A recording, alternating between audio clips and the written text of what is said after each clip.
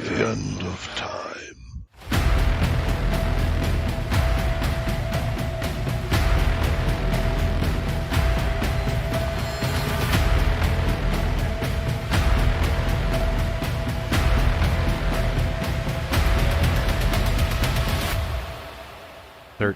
O'clock.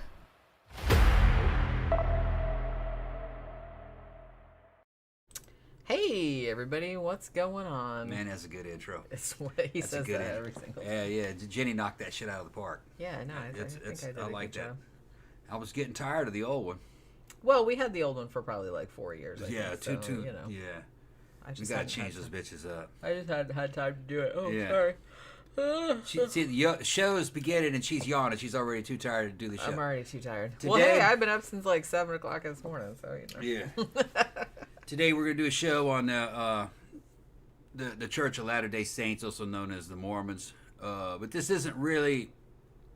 It's gonna do some history. We're gonna do some weird shit that went down. But this isn't really about the mainstream Mormon Church. So, if you're a Mormon, don't take this as an attack against you know your faith, personally.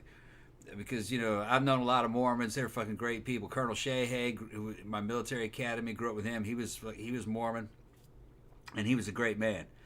A lot of the shit we're talking about here is with Mormon sects and little cults based on Well, Mormons. I mean, at least one of the At least things one of is, them. I mean, Yeah, I Warren did Jeff have kind type of shit. Well, yeah, we might get into that We'll at get the to that. end because I did kind of watch that. That So, thing at that documentary. not really talking about mainstream Mormonism, really. Well, for no, this we whole- kind of are. We kind of are. Well, it's the early church history. Yeah. Okay. Yeah, I want to get into But that. that's well known. You know what I mean? Like amongst people that study religions, I study religions. I think they're great. I don't believe in them. But I sometimes believe in the lessons that they teach. But man, there's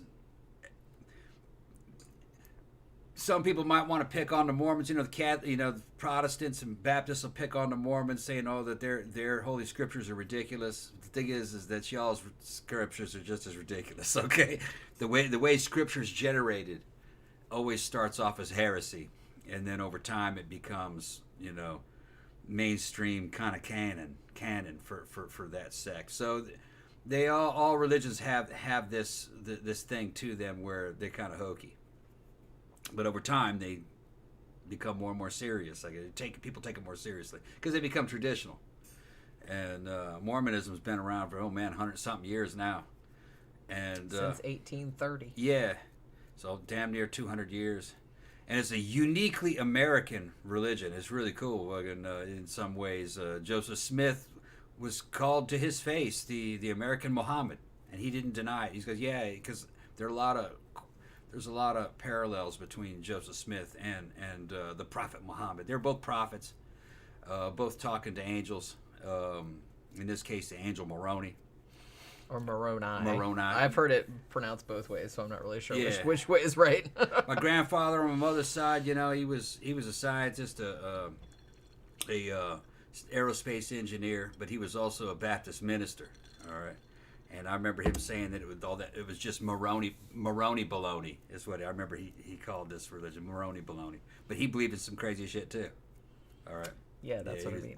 He didn't have television and shit. The devil's tool, the devil's box. He's telling all the other people that He had 9 children and just ran that shit like a damn maximum security prison. And it was a quiverful type family. And he was a defense contractor. Aerospace defense contractor for some of the biggest companies. He was smart, but he was half Syrian Christian. His mother was a Syrian Christian. They were running from some kind of genocide or something that happened in Syria, and he was a fundamentalist. Became a Baptist, which a Southern Baptist, which they're a trip too. So. We're going to be talking about the Mormons. Jenny's got all this data on them. I know a lot about them. But there are a lot of good Mormon people, so don't take this as an attack against, Well, I mean, that's kind of true of people. everything. Like, usually, I don't usually pick on the people that believe in this stuff. I'm usually just picking on the beliefs for me. Because I think it's all silly, but Yeah, and even with the Warren Jeffs cult, Which Yeah, that I was wanna- not mainstream. No, that was was an offshoot. That was the Fundamentalist Yeah. LDS. And then those poor girls and those poor dudes, poor young guys who got kicked out of that cult because the Yeah, older they guys were kinda- fucking kinda- stealing all the They kinda girls. fucked everybody in that You know, shit. it was nasty. You know. Yeah, it just seems Nasty. like those kind of groups are always just Yeah. kind of like old perverted men. Yeah, dudes in their 80s with 60 wives. All of them, a lot of them teenagers. It's Yeah, just, it's like that's get the fuck out of here. like what you the know? fuck are you even doing with Yeah. that? That's messed up. Yeah. Well, the thing about that's interesting to me about like I can see why this happens because it's particularly in the United States because it's like a kind of like a competitive marketplace of religions. Yeah. Is that a lot of Christians, just your regular garden variety Christians, would not consider Mormons Christians, but Mormons absolutely consider themselves Christians. And to be honest, their beliefs deviate in some ways, sometimes wildly. But I mean, they still believe in Jesus, and they still believe in like a lot of stuff that like mainstream Christians believe, and it's not that. Yeah. And to be honest, Joseph Smith, when he wrote the Book of Mormon, most of it he just lifted right from the fucking Bible. You know? Yeah, they are absolutely Christians. Absolutely. And it's mixed with a lot of stuff that almost looks very American type stuff. A lot of it's mixed with almost kind of Masonic looking stuff. Well, they Masonic definitely, there's sounding stuff. definitely influence of the Masons. in that. Yeah, and then there's it's real Gnostic. I mean, they can spin they got some wild ass scriptures. You know what I mean? About working your way up across, almost like Scientology, working your way up and eventually being your own God, where And having God your own gives planet. you a planet and you run it the way you want to. But if everybody That's very gets their much own like- planet, then who are you running? That's what I always wanted. Well, you're to creating your own beings, and they're worshiping you. And then evidently So it's the like, women, hey, I got my own planet. Don't Yeah. boss me around, motherfucker. and evidently the women become kind of like they get promoted eventually. Their souls, if they're good enough to be, I guess, the wife of a god. So now you have a system of kind of like Zeus and Hera. That's a trip too, but. Although I feel like Yeah. the women in Mormons, especially in the fundamentalist Mormon sects, I kind of feel like they wouldn't have as much power as Hera, because Hera was kind of badass, like in her own right. I guess it just depends on whatever planet, whatever god you're married to. I guess so. Yeah. I don't know. I'm not having it because I feel Yeah. like this whole, well, like I said, no offense to anybody, but all religions are pretty silly to me. So I'm just kind of like, stuff like this, particularly Mormonism, and maybe not mainstream Mormonism because they've kind of like softened some a little bit, but there is still like a lot of fucked up shit that they do. But like the fundamentalist ones, I was watching last night. We watched that Netflix series. What's it called? Keep Sweet, Pray and Obey. Yeah. And that was kind of about the fundamentalist ones, and it was just Yeah. like it was just making me so angry. I was just like Keep Sweet was about Warren Jeff's cult. Yeah. That's So I right, definitely want to talk a little bit about that because Yeah. we just watched that, and that kind of shit just makes me angry. Just because, because like I said, it was just obviously run by a bunch of creepy old farts. Yeah, using women as trading cards. Using women, it's like that was their system of barter. right, and it's like, do Wives. they even see? They don't even see them as people. It seems like they just kind of perceive them like. Well, they didn't see the boys as people either, because when they got too many of them, too many single boys around, they'd fire them and kick them out too. Well, they It just was got rid of them because they were competition. They were competition, yeah. Now they did keep them around if the they labor. were good at like construction or something Yeah. like that, because then you could just be slave labor. It was just that particular Mormon cult was just a scam, really. Yeah. It was a scam based on women, young innocent women who didn't even know what sex was. That's some wild stories between the girls. Man, if you haven't seen that Yeah. Netflix series, it's Yeah. something else. It's like 4 episodes. Yeah. We watched them all last night. Luckily, at least most of those girls got out of there. They're grown now, and they're just normal people, like marveling over what happened to them while they were in there. Although But that shit is still there, I think. Yeah, but I don't. Warren Jeffs is still alive, Yeah, and yeah. he's in prison He's now. in prison. It's But probably there's still going. there's a bunch of them that still listen to everything he says. Yeah. Like they have some of his wives are still around, and they go and visit him in jail and write down everything he says and be like, hey, this is what the prophet Yeah. said. Like, let's do this now. But the mainstream Mormons were normal by American standards. The ones that I've known, they're good people. Maybe like some famous characters from pop culture would be in the musical Grease. Sandra Dee was not from Australia; she was Mormon. in the thing. original musical, yeah. They just didn't want to put that in the movie. I think they didn't want to put that in the movie because I think when that movie came out, I don't really think that I don't really think Mormonism was like all that widespread or widely known. And I thought maybe they thought, well, it's like maybe people would think it was weird or not enough people know about it, like to relate to it or see what we're getting at. I think they didn't want it to be interpreted as some kind of religious persecution or something. That too, maybe. But they were just like, well, it'll be more universal if they just make her like a general goody two shoes. Yeah, that high school that they filmed that in, that had that statue of Myrna Loy out in front of it. My mother went to that high school when she was a kid. I don't remember the name of that high school. It was it's not called Rydell, of course, but that play was written about California. It was a California story, and it was just they just set it there.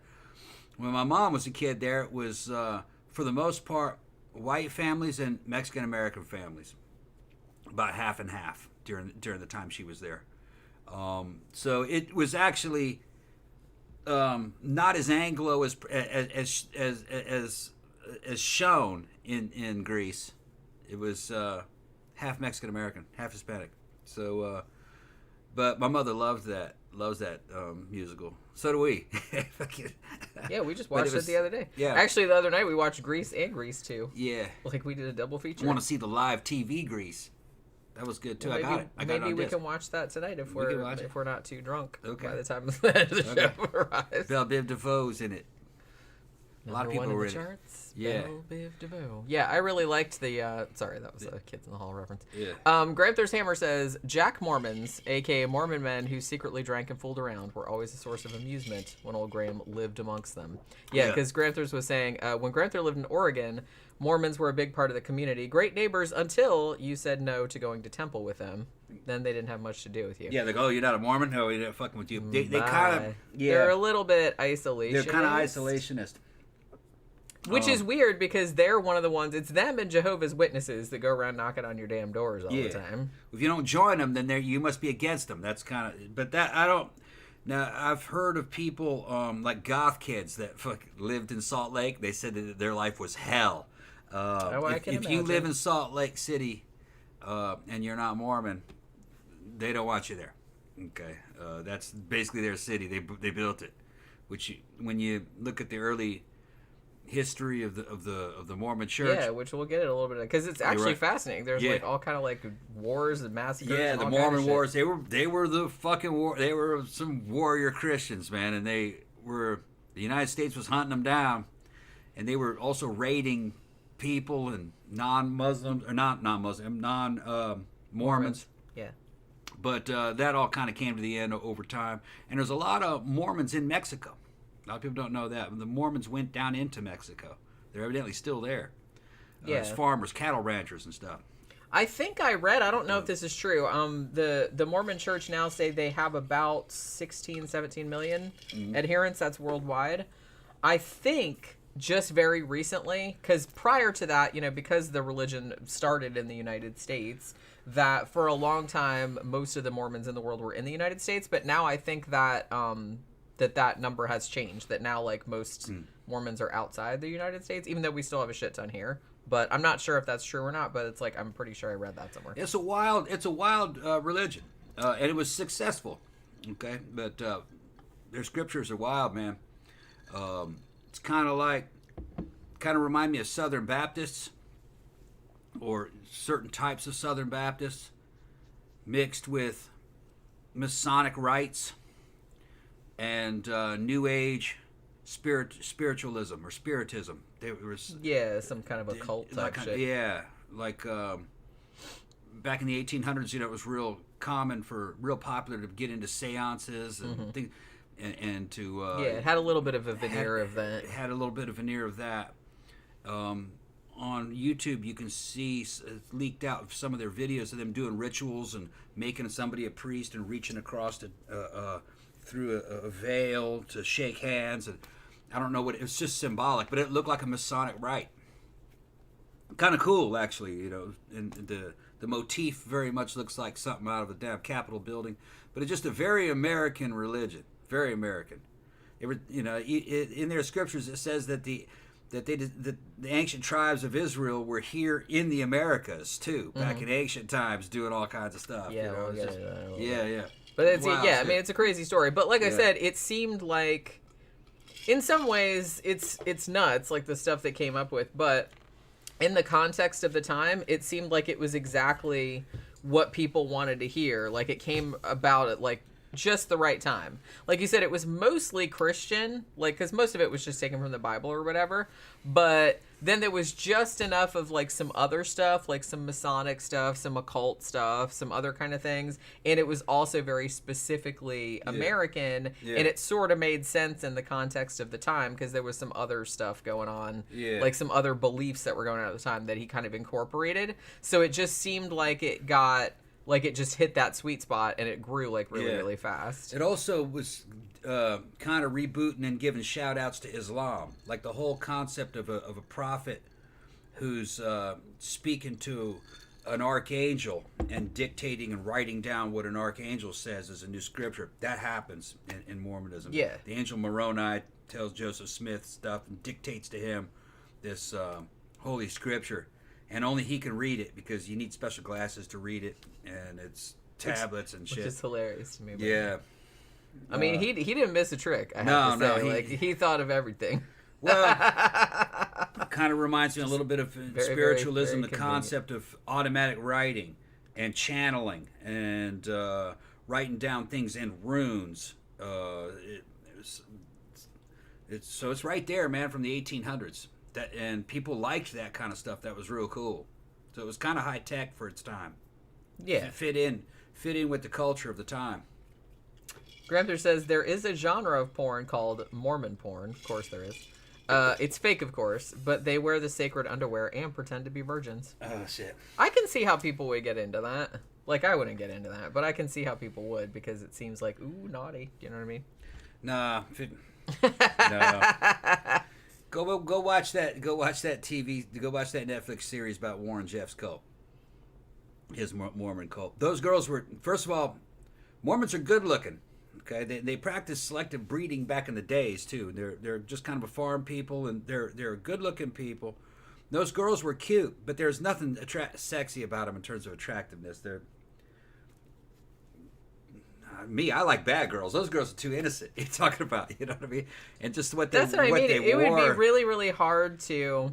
They're nerdy. Well, and I felt really bad Nerdy. for them, like especially the Yeah. ones that they interviewed on that thing, like that had gotten out, and it's like they were born in it. They didn't know any different. Yeah. And it's so like when they escaped, and I have to say, like some of those women, and they were just girls when they left. Like some of them were just teenagers. They were like, "Yeah, I'm out," and they just like fucking walked out. Yeah. And it's just like they didn't know anything about the world at large or anything. Can you imagine the fucking giant brass balls it takes to do that? Holy shit! In Mississippi, we had these people called Mennonites, and to me, they reminded me of Mennonites. They had just their hairstyles were just extremely out of fashion. Just clothes, handmade clothes that were extremely dull and out of fashion, and you know, like, you'll see what I'm talking about. I mean, Well, that they whole weren't ugly clothes. I'm not saying that. It's just that it's obvious that they're religious clothes. You know what I mean? It's obvious to me. They look kind of like cowgirl outfits, but with long skirts. It's 1800s looking. yeah. Pastel colors, a lot of ruffles and shit. Well, Warren shoulder Jeff pads said they and- had to have like particular braids. And Yeah, they even had braided whole hair. little videos where Right. they showed you how to do all the different braid Yeah. styles that were acceptable. Big bouffant looking things, and just Because he nothing wanted cool about he him. wanted everybody to have a perfect oval face. Yeah, and so which- you had to do your hair slightly different, like Yeah. depending on what your face shape was. Yeah. I'm like, dude, you were thinking way too much about the this. shit would have been out of fashion even in the 1800s. It'd be like, man, that's some tacky shit, you know. I just can't. I can't hang with people that are just that have all these real rigid. Yeah. I can't hang with rigid people. You know what I mean? Like I can hang with people that have different beliefs than me or whatever. That's cool, but it's just like I don't know. People that are just have any kind of rigidity and are like, well, we can't do that, or we can't think about that, or we can't say that, or something like that. I don't know. I have a hard time relaxing around people. like that. And what they were trying to do was trying to homage 1950s style country clothes. Okay. If you ever see an old movie from the 70s when they show a redneck, and they're wearing old fashioned 50s type country clothes, you'll know exactly what it is I'm talking about. Like fucking kind of like the tacky cowboy shirts and shit. It's just the female versions of that, and they're homaging 50s country clothes in the 2000s, and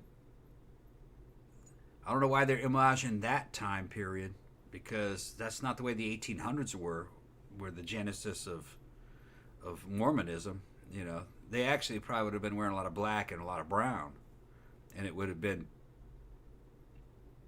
survivalist clothes on the plains. They look like cowboys. They look like gunslingers. I feel like that would look a lot cooler if you were like a religious like the fields sect. of the Nephilim. Yeah, fields with the fucking dudes from the fields of the Nephilim. Or that looked like Quakers or something, with the big round crown hats and the black kind of that would look awesome. It was 1830s and the 1800s. They would have looked more like the dudes from the fields of the Nephilim. Flat, round hats with flat on the top. Yeah, see how fucking round. They carried guns and shit. They fought a lot. All right, so they didn't have that 1950s Disney fucking generic look. Yeah, now I'm kind of curious as to where that specific look came from, because they're idealizing the past. Yeah, well, yeah, I know, a lot of people do that, but it's just kind of and whenever you see the Mormons, because actually, they'll go around with the little guys that go around, doing the door to door thing. And they go around in their little bicycles with their little crisp white shirts and their little black ties and their little black slacks and shit like that. And I'm not really sure why that particular look. And particularly, like I said, with the women, why did they want to look they all want to look like Laura Ingalls? A Mormon woman of the 1800s was probably wearing a black Victorian style dress that was long and probably a bonnet and kind of tied. But that's basically what women wore. They wore a lot of black, so it's probably all it was. Nowadays, you'd look at her and you guys know what I'm talking about. Yeah, I don't know so much about, mainstream Mormons. They seem like, and even when we were watching the documentary about the Warren Jeffs, the FLDS or whatever, they kind of wore not what we would consider normal clothes, but normal for them clothes. Some of them just looked like they were wearing normal shit. They didn't really look like. They said as long as you were covered up, it didn't really matter what you wore. But once Warren Jeffs came in and it got super strict, then everybody had to wear these very specific dresses. And then once he moved to that other compound, he wanted everybody to wear pastel colors.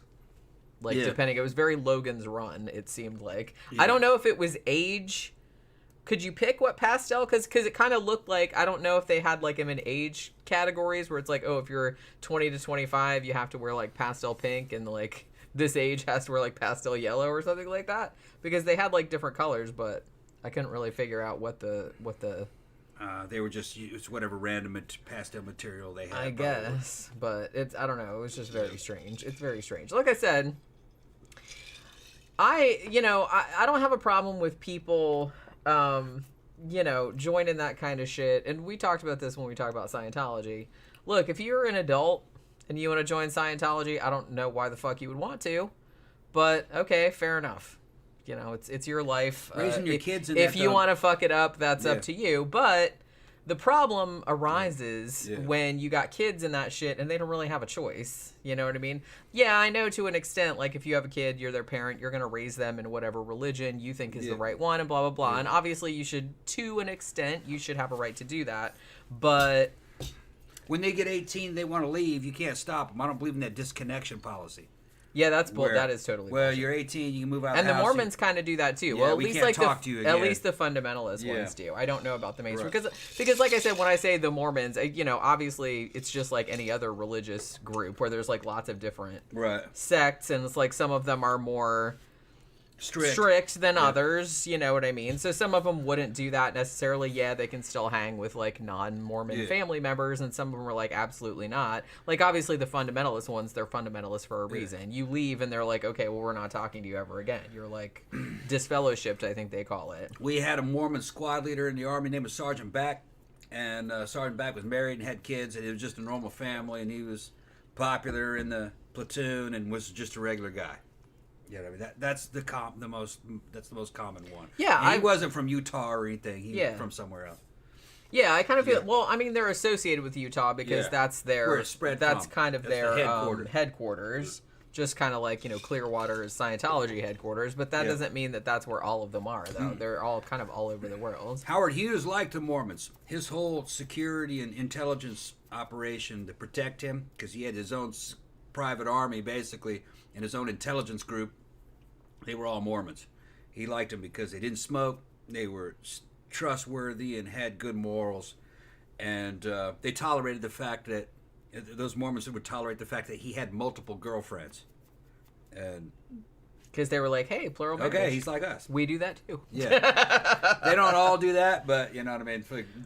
Actually, the mainstream Mormon Church they stopped doing that. Yeah. Mostly because they got in trouble for it. But I kind of feel like they just generations have gone by now. The younger ones kind of see that as an embarrassment. But the fundamentalists still absolutely do that. Right.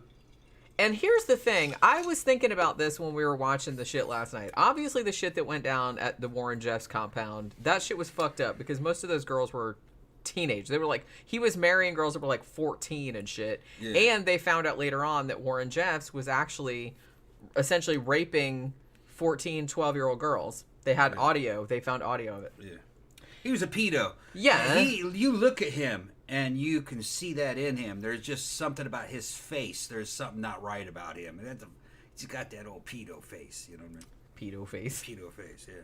That's what I mean. It's like we were watching that last night. I'm like, God, every single one of the dudes in here looks like a creep. Like you can tell like they're a creep just by looking. Yeah, and if they were normal, they got kicked out.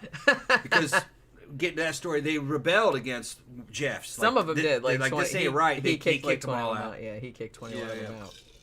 But it's I don't know, but it's they didn't have a backup plan. They should have been a straight up revolt. Like, look, man, this is going to stop or we're going to overthrow you. And as soon as he said something crazy, you just beat his ass. I mean, he didn't have any physical power. He was a tall, weak guy. I mean, if you had enough people to do that. But see, that's the thing. Yeah, you needed only about 10 and some guns. Right. I'm just saying that, but when you... Because I think what a lot of people don't realize, like, it's hard for me to intellectualize it, too, just because I don't... Yeah. I don't know, like, I don't think this way. But when you've been in a group for a long time or when you were raised in it, I think the biggest hurdle is the mental hurdle. Yeah, it's mental. More than anything, because you're like, oh my God, because they interviewed like a lot of the girls like that, that are now women that left, and they were like just freaking out. Like it took them a really long time to realize, hey, I could just leave. And then like when that occurred to them, it was like terrifying because they had never really been in the real world before. They didn't know anything about it. Yeah. They didn't know where they were going to go. They didn't know. They thought the whole world was evil. That's what they've been taught. It's a lot like Scientology. Yeah, I mean, well, they're all kind of similar. So it's like they didn't really know. They're like, what do I do? What do I do if I get out in the real world and I'm by myself and the world is as evil as I've been taught that it is? Like they didn't really know. So, I mean, overcoming that has to be like really fucking, because that goes against like every single thing that you've ever been taught, It's fucked up. Larry and Creature said, I'm all for religious ideas and spiritualism. It's cool to think about, but as soon as it crosses over into strict rules and regulations and super rigid definitions of unknowable things, you lose me. Yeah, I'm about on the same page with that. Mr. 88 said, yeah, raising children in any religion is brainwashing. I mean, it is to a certain extent. Most adults do not understand the complexities of religious lore, let alone impressionable children. Yeah, I mean, it's fucked up. Like I said, yeah, that's your kid, and yeah, you're going to raise them in the way that you think is correct, and to an extent, that should be allowed, but I also don't have a problem with... Because here's the thing. The Warren Jeffs thing, in particular, when they raided that compound... the Mormon Church or at least the FLDS, they were very successful in getting public sympathy on their side because they're like, look, the feds just came in here and took all these kids. What was it, like 400 something kids or something like that out of the compound, because a few people had escaped and said, hey, there's like underage, they're marrying off underage girls, and there's like all kind of like statutory rape. So they went in there and they just pulled them all out because they were like, they didn't know. Yeah. And so I'm sitting there going, I don't know what I would have done in that situation. It seems like there's no winning. Yeah. You go in there and pull all those kids out. I mean, that probably is the best thing for them. But then in another way, that's all those kids know. And it's like, is this really, I don't know. It's really fucked up. I'm sure there was like a lot more widespread abuse going on in that shit than we even know about. But... Samantha in there got my back. That's right. It was called Venice High School. That's where Grease was filmed. That's where my mother went to high school. Venice High School had Myrna Loy standing out there. They kept breaking her arms off the damn statue, and then they got to where they stopped fucking replacing them. But that's where that movie was. Near there was where Muscle Beach was Gold's Gym, and Arnold Schwarzenegger and all those guys came out of that fitness, the Gold's Gym. They're right there near Muscle Beach. So, world was different back then. That was when everything was new. Well, from our point of view, everything was new. But, Ben said Howard Hughes liked the Mormons because of their purity, stupidity, and they were handy for transfusions. I wouldn't say stupid. They weren't stupid. I think a lot of Mormons joined the Secret Service. Yeah. Yeah, maybe they do. Well, they have a lot of good things about them that promote loyalty. Okay. And another thing that happened is that Howard Hughes was good to the Mormon Church. I think over the time he shifted money to them. And when he died, it seems that a lot of the Hughes estate went to Salt Lake City after that. Now, whether or not he knew, it's unknown, because there's a possibility that his intelligence services may have just shifted the money over there after he died. It's unknown. I'm just gonna say I don't know if I entirely trust people that are like won't drink coffee or tea. Every Mormon I knew in real life fucking did. They drank it. Yeah, that's what I mean. So I kind of feel like, that's something that's like, obviously they don't drink alcohol, which, like I said, that's fair enough. I'm a drunk, but that's fine. I know some people don't like to drink, and I'll, if you like to drink, fine. If you don't like to drink, fine. I'm fine with it. But it's just like, I don't know. I mean, it's not for me, because I love coffee. I love booze. Yeah. So it's like, I just don't see myself, And I don't really want to be the 65th wife of some 85-year-old pervert either. Most of the Mormons I knew weren't real strict, because they were in the army. Now, I went to high school with one, Molly Day, high school in Brazil with her. And her dad was kind of like the Mormon equivalent of like a bishop or something. He was in charge of all the operations happening in Brazil. That time she went to the international high school with us, and she was my date for the prom. And the Mormons weren't all that happy about that, but Molly was gorgeous. I got pictures of her. We ended up being the prom king and queen. We got voted in, but I don't know, I probably got a picture of her probably in my pictures, but she was a Mormon. She was religious, all right. That was a real life Sandra D, but she wasn't my girlfriend though. I just asked her to the prom. She said, "Yeah." That's all. But, you're bad influence on her. She probably. But she wouldn't drink, and no coffee, no caffeinated soda or anything. But fuck it. I'm sure she got married a long time ago. She's probably back in Salt Lake, But no, she was a good girl. She was orthodox. And that's the thing. It's like when I was growing up, I wasn't like a big drinker or drug addict or nothing like that. But it's just kind of like, it just sounds like not because I was like, oh, I don't believe in it. It was just kind of like, I don't really feel like it right now. Like I started drinking later on, but I was just kind of like, I don't really understand. I don't know. It just seems like no fun. You know what I mean? It seems like no fun.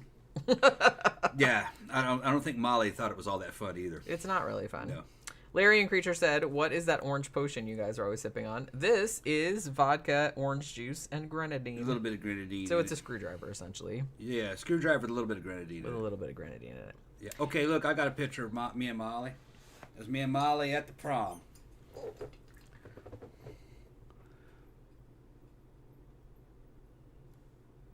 Look at your hat. That was a Mormon princess right Look there. at your hat. Yeah, I got a top hat on.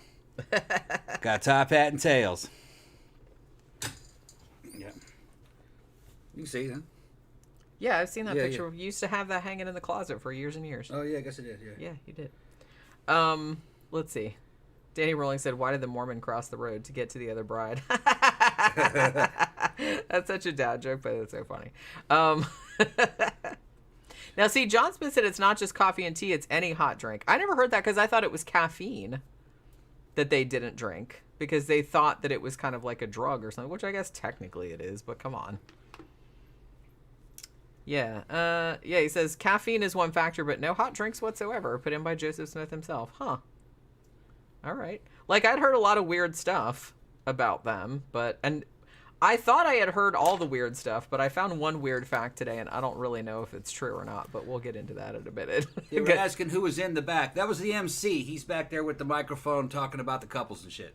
We were getting voted in. We had gotten voted in. We were accepting, like, is at the end of the ceremony. We're becoming, like, prom king and queen, getting all the fucking gifts and shit. And then somebody dumped pig's blood on her. Mm. I know that didn't happen. It's just a joke. Yeah. He's like, no, not really. No. I'm like, yeah, I know, not really. It's called a joke. But yeah. Oh, I wanted to say, I think I said this on one of the movie reviews, but I always like to do it on the main show. But we have a new patron named Tyron. So thank you very much. Thanks, Tyron. Like I said, I'm pretty sure I didn't mention it because I think it happened like in the last week. So I mentioned it on the movie review. Yeah. But I wanted to mention Yeah, we're it on the looking main for show. new patrons over the years. We've lost a lot of patrons. The patronage went down by 50% over about 2 or 3 year period. So we know it's hard out there, but if you guys could help out, Jenny, this is Jenny's only source of income, selling books and super chats and ad revenue. And the occasional graphic design. You're right. And that $600 a month patronage really did help out. When it dropped down to $300, we felt it. Yeah. Well, yeah, you know. So I like we're looking for new patrons. I like a phantom hair. It's like that's the thing with like wearing this hair, man. I'm gonna refresh the drinks. Why don't you go ahead and start the show? Okay. So, yeah, okay. Yeah, perhaps they collectively backslide on the hot beverage issue because I've never heard it. Yeah, I haven't either. I thought it was just caffeine. I'm not saying you're wrong. I'm just saying I've only heard that it was caffeine, but you know, I don't know that much about them. But like I said, holy shit, like no hot chocolate, no, yeah, fuck that. I don't think I would want to live any kind of life. I could live without booze. I mean, it would kind of be a miserable life because I do like booze. But I could live without it if like a doctor said to me, it's like, you really have to stop drinking or whatever. Then I'd be like, okay, I wouldn't like it, but I could do it. But if they came to me and said, you can't have coffee or tea or hot chocolate even, what the fuck kind of life is that? What kind of life is that? I ask you. I don't know. It seems there's a lot of similarities between Scientology and the Mormons. Both creators had very specific and weird-ass dictations. Yeah, I was actually thinking that when I was researching this show and when we were watching Keep Sweet last night on Netflix, I was just kind of like, there are a lot of parallels between Mormonism and Scientology. I mean, they came at it from slightly different things, but it was basically like, well, we're going to take a foundation of something that already kind of exists, and then we're just going to like put our own spin on it. So it's kind of like that. And John Smith said, I don't know, but it's listed on the LDS website. Is it really? Huh. Okay, so here's the weird fact that because I forgot to go look at their official website to see if this is actually on there. I just saw it on another website, and I was like, wait, what? I never heard that. Do they really think that that Satan like is in bodies of water? So like they're kind of discouraged from maybe like boating and swimming and stuff like that because it's like they're afraid they're going to get Satan cooties or something. I had actually never heard that before, and I was just kind of like, what? But then, like, the rest of the stuff in the list I was like, okay, that's legit. I've heard that. But it's like, I never heard that water thing ever. I don't know. But like I said, I probably should have checked the official website, but I didn't have time. I was going through, like, because, man, I went to, like, I watched, like, a whole bunch of documentaries about it. Like I said, watched the Netflix ones. There's one, I don't remember if we talked about this before, but we talked about that one that's about, what's that dude's name? Mark Hoffman, that guy that was forging, like, all the Mormon stuff and blew up some people. So we want to talk about him as well. There's also a documentary about him on Netflix called Murder Among the Mormons, which is actually really good, which we watched a while back. But, you know, Lars Ulrich said, I read Romney's favorite book was Battlefield Earth or something. One of the Hubbard books, anyway. Yeah, I kind of feel like they're very similar. They're very similar. So, you know. Yeah, John Smith said, hot drinks are not for the body or belly. Doctrine and Covenants, well, that's official, because, yeah, Joseph Smith wrote that. Huh. Interesting. Satan in bodies of water, no. In every single rock song ever, yes. Yeah. Larry Creature said, Satan has pretty awesome taste in music. I agree, he does.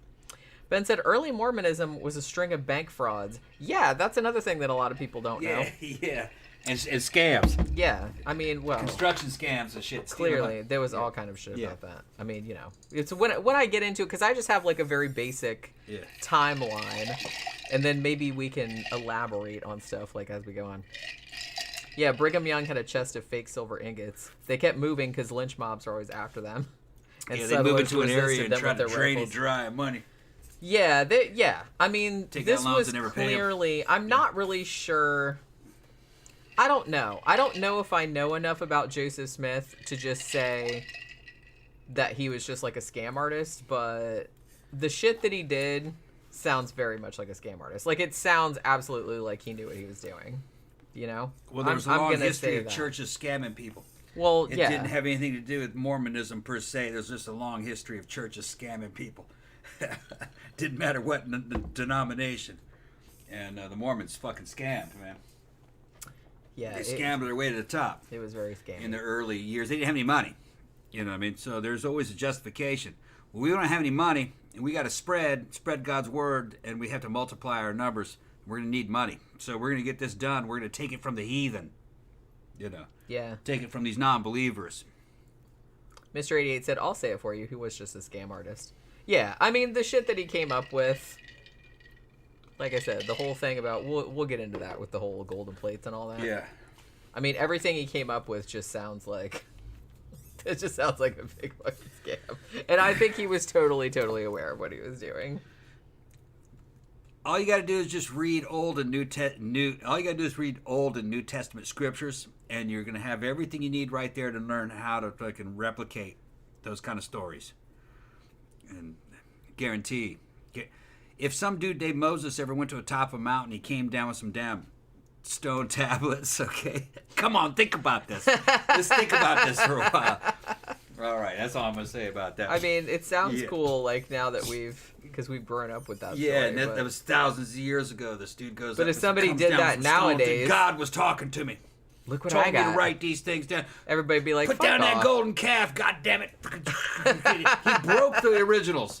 He broke the originals when he saw him fucking... But people forget about that. But he broke the originals. He had to go back up there and get new ones. Hey, God. I dropped those. Yeah, this is what... No, he threw them. He smashed them. Can I have a new set? Okay, but be a lot more careful with these ones, okay? Comes down with new commandments. I love that story. Mm-hmm. Thank you, Gramthers. Mormons tithe every week, so does Graham. Thank you very much. Yeah, that's another thing. You're supposed to give... It's 10%, right? They're tithing. Yeah. It's 10%, and they have to get... Even if you're broke dick. Man. Even if you're broke dick. Yeah. And much like Scientology, the Mormons have like billions and billions of dollars of revenue, you know. Got to keep those airplanes flying. I guess so. Gotta keep those temples being We built. gotta keep building those temples and Yep. shit like that. Holy Yep. crap! I was watching that like Warren Jeffs thing last night, and when they finally got into the temple, which actually was, I was like, wow, that I wonder how much that shit took to build. That's like some fancy shit in there, and they had like a whole like vault. That's where all the evidence of the perverted shit was, Yeah. which I was like sitting there thinking, you guys are fucking idiots. Like, why would you save all that shit? I guess so he could go back and watch it later. Just, But still, but he knew it was bad because he's like, oh, I'm gonna keep it in the vault. He had a fucking vault. They opened a vault. They're like, oh, here's all the evidence right here. That was easy. yeah. Jesus Christ, why do they save that kind of shit? And he had like Gonna all enjoy the it later. well, and he had like all the records of all the underage marriages. Like it was Yeah. all written down right there, and they're just like, oh, well, thank you. Yeah. You know, he knew it was bad. Like I don't know why he wrote it all down. I don't know. I guess it was a good thing he was stupid because they sent him to prison. But For some reason, they're just hell bent on keeping records. yeah, that's. It I might was justify their power. Maybe that's what it is. Like, because I can't really think of any smart person reason. I mean, I don't know. It's They're trying to be official. Yeah. Well, they didn't see themselves as an earthly outfit. You know, they were saying that the federal government and the state the state government had nothing to do with them, and it didn't. They were in another country basically. It wasn't until later that they got them. Yeah. They realized, oh, I guess we do have to follow these other people's laws. God damn it. That's the thinking. Well, I kind of feel like they still don't because, I mean, it's different nowadays, like after the raid and everything, but the whole Warren Jeffs thing, they had that town, Short Creek. They kept saying the Crick. That's what they called it. Short Creek? Yeah. Short Creek. And they owned that whole town. Warren Jeffs they owned all the cops. They owned, and basically like you couldn't come in there and tell them to do shit because it's like they're just like, hey, this is our town and you can't tell us to do anything. They would select who was going to be a policeman. Yeah. So they were all in. It's all a cult. The whole damn city, the whole town. Yeah, crazy. It's like some shit out of a movie. I mean, it wasn't a massive city or anything, but still. It was sprawling. It sprawled out. Yeah, I mean, that's still fucked up. Mr. 88 said, while I have a soft spot for Mormons, the Mormon leadership is like slave traders. Yeah, they are kind of. Corporate vipers and pathological liars rolled into one. Yeah. That's going to happen. So, kind of like Scientologists, too. Yeah. Very similar. There's a lot of similarities. And the Baker Empire. Tammy Faye and man, we should do a show about that. Yeah, there was a whole empire. Holy shit, I gotta and that write was that kind down. of pulled out of the hat. They just made that on their own. But it's going to kind of gravitate towards that kind of behavior. If you're a good person, you're not going to end up at the top. If you're a good person, you won't end up at the top. Only the ruthless ones will end up at the top. Yeah, only the worst ones end up at the top. That's just how it works. Because there's power there, and a psychopath wants that power. Yeah. So. And they're willing to, whereas a person with a conscience, like, say, well, I'll let somebody else wouldn't do it. I do don't want certain that. things, to get power, but, like, somebody like that would do absolutely anything. Yep. We were wondering, because Tom was wondering, we were watching that documentary last night, he's like, do you think that they actually, like, murdered anybody? That I was like, you know what? It wouldn't shock me. I'm not saying, but, I mean, You'd have to have proof that somebody went missing. That's what I mean. They don't have any evidence of that, but I said if they did come forward and say, hey, like, these people were missing and it's like maybe there's some bodies or something, that would not shock me in the slightest. I've heard there were some other programs that I saw that involved similar Mormon sects, but they were the cults. They weren't the mainstream ones. Where I don't remember any names from it. But no, if a girl ran, evidently they killed her. See, that to me it was sounds like rumored that they something killed her. that they would do. Yeah, because they didn't want to go into the authorities type of deal. Right. But some girls did run, and they didn't have any proof. It's just that they had heard that they killed that girl. So I don't know if it's true or not. But like I said, it wouldn't surprise me. Right. It wouldn't surprise me because the same kind of deal. They would that tracks. Trading older guys, basically trading younger women as wives. Basically, was the whole thing. And then you had the older women were kind of like the enforcers over the young ones. Weird shit. You know what I mean? That was that whole thing was fucked up. That actually, I think that was 1980s or something. Yeah, well, Warren Jeff's dad, Uncle Rulon or whatever his name was, he had brought in that whole keep sweet thing, which was basically like, it was like, oh, you know, the women are all supposed to be like sweet and accommodating and everything like that. I was like, basically it means shut your fucking mouth, bitch. Like, we can do whatever the hell we want and you're not allowed to complain about it. That's essentially what that was. They were very ignorant. Yeah. Though they didn't know anything they didn't even know anything about sex. They didn't know anything about mating rituals or anything, you know. Yeah, they were, when they married those girls off when they were teenagers, they didn't know what sex was. Yeah, the guy started, like, the old fart started doing that, and they were like, what the fuck are you doing? So, like, a dude rolled on me and started doing, he's like, what the fuck is this? Is bad.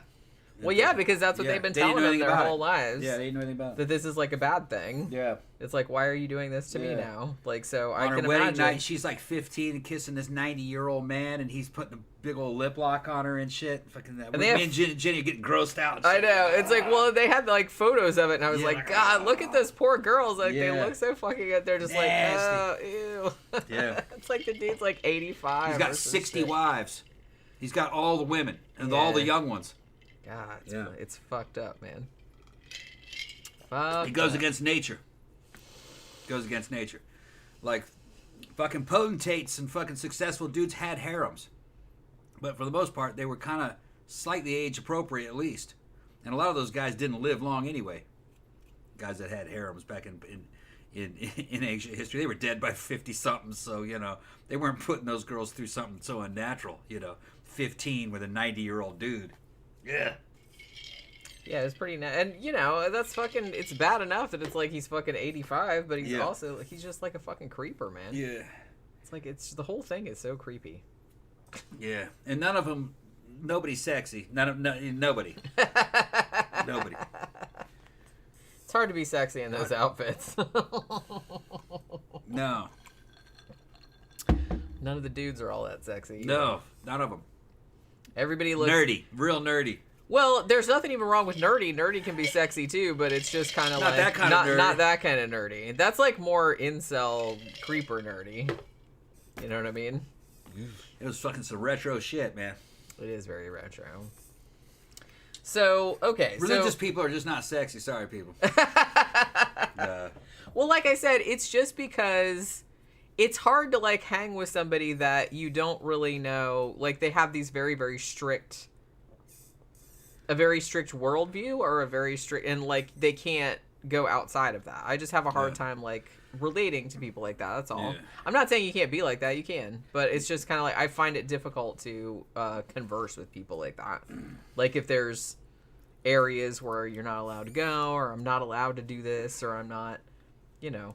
Like I said, if you don't do something for, you know, health reasons, that's fine. No, but it's just like, if you're just like, well, you know, a magical sky fairy told me not to drink any coffee, then then we're gonna have a problem. UFO cult people are more sexy than this. Okay? These people, there's something always kind of like delayed, stunted growth feeling about the people when you're talking about them. It's like they're perpetual 12-year-olds or something. Yeah, and there's nothing sexy about that. Yeah. Except to Warren Jeffs, apparently. Well, he's a straight-up pedo. That's what I mean. Yeah, he's a fucking pedo. Christ. They played some of that audio, too. I don't think you were in the room when that played. Like, they didn't play the worst shit, but you could imagine it. And I'm sitting there going, Jesus Christ, dude. Ugh. That bitch is still in prison, too. But he's still in prison. He's still alive. But, but like I said, some of them still, like, he's still got followers. Like, they still listen to him. Yeah. They go and I was like, it hasn't worn off yet. God. That's so sad to me. It's so sad to me. I hope, like, some of those people are just like, what the fuck am I doing with my life? You know what I mean? But I know it's, like, scary. I know it's scary to leave. And I really admire, like, the people that got out of there, especially the people that were raised in it. Because they, you know, they never experienced anything different, so they wouldn't know, you know, what to do if they got out. So that's, like, really ballsy, but, you know. Yeah, they're asking questions about Mormons. Yeah, Mormons can eat fast food. As far as I know, they own fast food corporations. I think they own Dairy Queen, I think. Oh, do they? Yeah, I think that's Mormons. At least it was at one time. Yeah, maybe. I don't know if they own it anymore. Because I thought Dairy Queen was maybe owned by, like, a larger conglomeration. At one time, I think I could be totally wrong about that. You guys can check that. I always heard that Dairy Queen was Mormon. Yeah, I don't think they have a problem with that. Like No. like I said, the mainstream Mormon church is, especially nowadays, I think they've softened on some of their views. I'm not saying that there's not still like rampant abuse going on in there. And actually, like just a couple years back, there was like a huge thing where a lot of them were like abusing Boy Scouts and stuff. But, you know, they got sued a lot over that. But I don't know. I kind of feel like... Somebody pointed out there's a difference between Mormons and LDS, Latter-day Saints. LDS is like out of Utah, and that's their Orthodox church.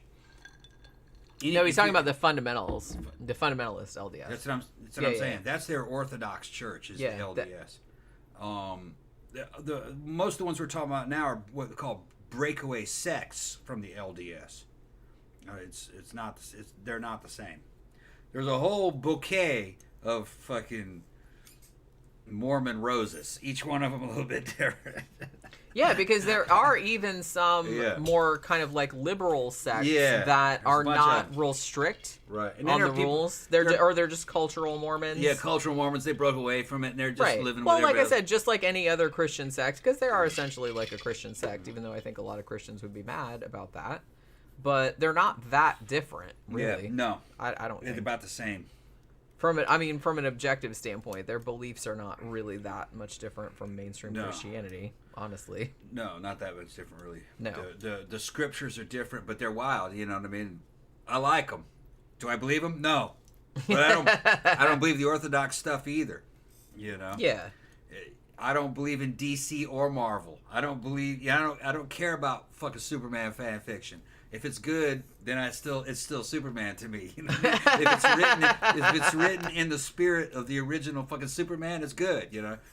And some of the stuff that the Mormons believed in it's a reboot, you know, retellings, or what you call expanded universe. That's what you would know it in like the in the Star Wars type fucking scenes. It's expanded it's a Christian expanded universe literature. Yeah. I mean, that's how I always kind of saw it. I was like, well, it's 95% Christian with just like 5% of some other bullshit in it. Yeah. You know what I mean? They have their own inventions in it, their own stories. Stuff. Which, you know, like I said, maybe Christians would be mad, like, because to them, like, I kind of feel like most mainstream Christians feel like Mormonism is like a cult, which certain denominations, I guess, absolutely are, like that one, like the Warren Jeffs one, but, I mean, that's absolutely a cult. It's a denomination of Christianity. Being Catholic or Protestant, and then there's Mormons. Yeah, which are that's an American. Yeah, it's weird, version. But like I said, from my point of view, it's all weird. So it's all weird. It's all weird. It's all kind of. So I'm not really like all that bothered. Yeah, that's what the Catholics call themselves the one true church. That all the other shit they're all copying. They all do. The Catholics are saying everybody else are fucking. Everybody else. Well, the Mormons say that too. Yeah. I was watching. There's actually a really good documentary. If you want just like a really good hour-and-a-half like overview of Mormonism, it's on free on YouTube, and I think it's just called Mormons: Who They Are and What They Believe, or something like that. And it's really good. It's like in several like chapters. So I watched that earlier today, and they had a woman on there who was raised in Mormonism, and she's like, yeah, they absolutely think that they're the one true religion. That's the only one. And like I said, they have their own prophets. Right. That's what I'm saying. It's the same with Islam. It has its own prophet. Yeah. But it is an offshoot of Christianity. I mean, it's got Jesus in its scriptures and stuff. It's still, what do you call him? God of Abraham. Okay. It's got Jesus in it. Yeah. But it now has a new prophet. There's a new source of scripture and a new law. It's supposed to be a completion of Judaism and Christianity. That's what Mormonism claims. Yeah. Claims the same fucking thing. Right. So like I said, it's very not... very similar. Both prophets are dictating the words of an archangel. It's just two different archangels. Yeah. So hey, I mean, if you're making all the shit up, then it's in that who same are you universe to say that one's right and the other one's not right? It's not like you prove it. Mm-hmm. Just saying. Grabther says, if a couple of 19-year-olds riding bikes wearing white shirts and black ties knocked on your door, would you let them in for a nice conversation over cookies and juice? No, absolutely not. They are not coming in my house. I said, dude, I'm too busy with porn. Fuck out of here. You got lube? You don't have lube? Go ahead. And they won't come in, I guarantee you. You want to watch some porn? We got some boobs. Yeah. You want to star in some porn? I got my camera right here. OnlyFans awaits. We got to make money in this bit. And they would run, okay? You have to learn They don't want to come to our house. Yeah. You have to learn We're assholes. how to manipulate others, okay? By using their fears, you know. Yeah. My Overton window is highly expanded. Okay? Everything is weaponized. You come at me, I'm going to fucking come at you, all right? You're not ready for this. I haven't had Mormons come to my door for like a really long time. They're not here in Florida as far as I can tell. They're not proselytizing here. I don't know if that's entirely the case. Now, I haven't seen one. I have had Jehovah's Witnesses big difference. come to my door. Useless. The Jehovah's Witnesses are useless. And I've known some Jehovah's Witnesses. Like, I worked with some. Yeah. I think there are some Mormons around, I'm sure, but you don't really see them all that much. One Mormon is worth 5 Jehovah's Witnesses in my mind.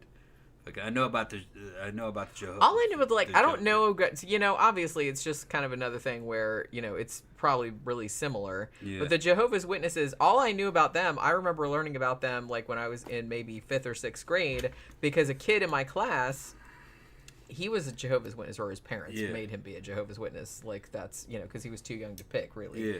But everybody felt he was like the nicest kid ever, but it's like everyone felt sorry for him because Jehovah's Witnesses, they don't celebrate any holidays. Yeah. So it's like every time like it was somebody's birthday and you'd bring some cupcakes or some shit like that, or every time it was like Halloween and people come, or Valentine's Day or whatever, he had to go sit in the teacher's lounge. And we were like, man, that is some bullshit right there. What the fuck kind of stupid religion is this? If you go on either BitChute or Rumble and go look for a channel called The Hard Bastard, all right, it is funny as fuck. And that is a channel being run by an ex-Jehovah's Witness.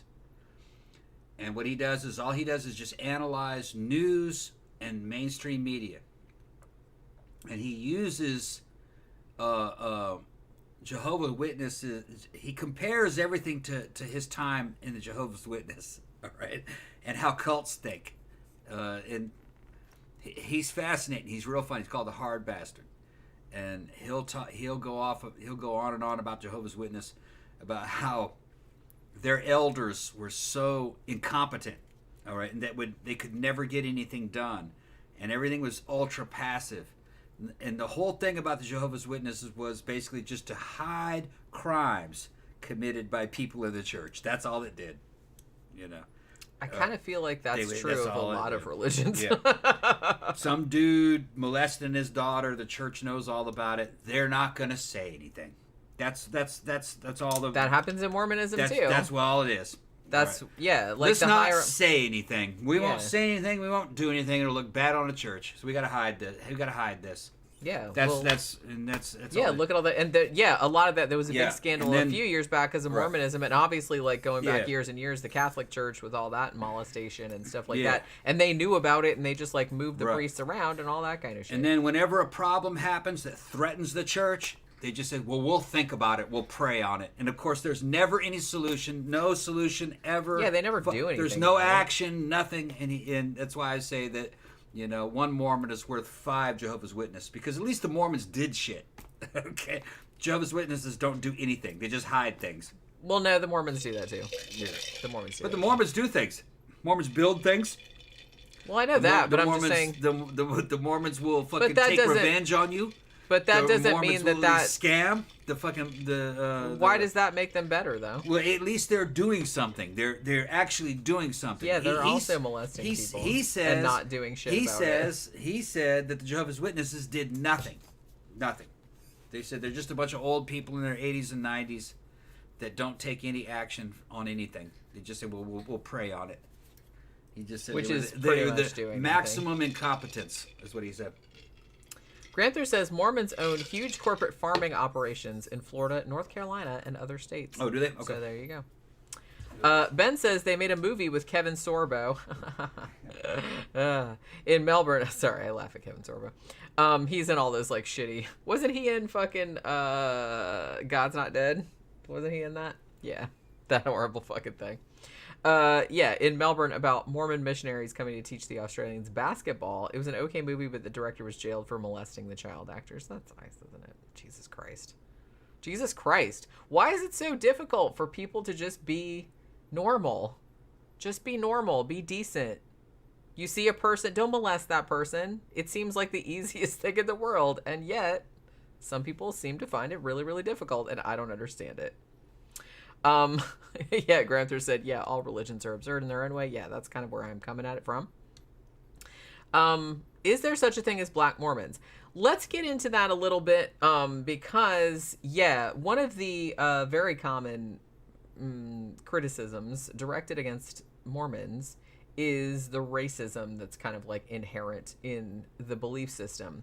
Because, yeah, back in the day, right there in the scripture that Mormonisms believe in, apparently, the darkness of your skin equated to the evilness of your person.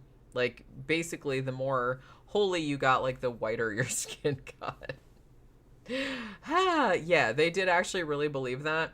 In 1978, they did actually say, because for a long time, until 1978, Black people were not allowed to be clergy in Mormonism because of that very reason.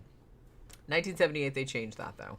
But, you know, I'm not saying it's a hell of a lot better, but, yeah. So, yeah, John Smith said, yeah, Black people were not even allowed in the clergy until the 70s, I think. Yeah, specifically in 1978.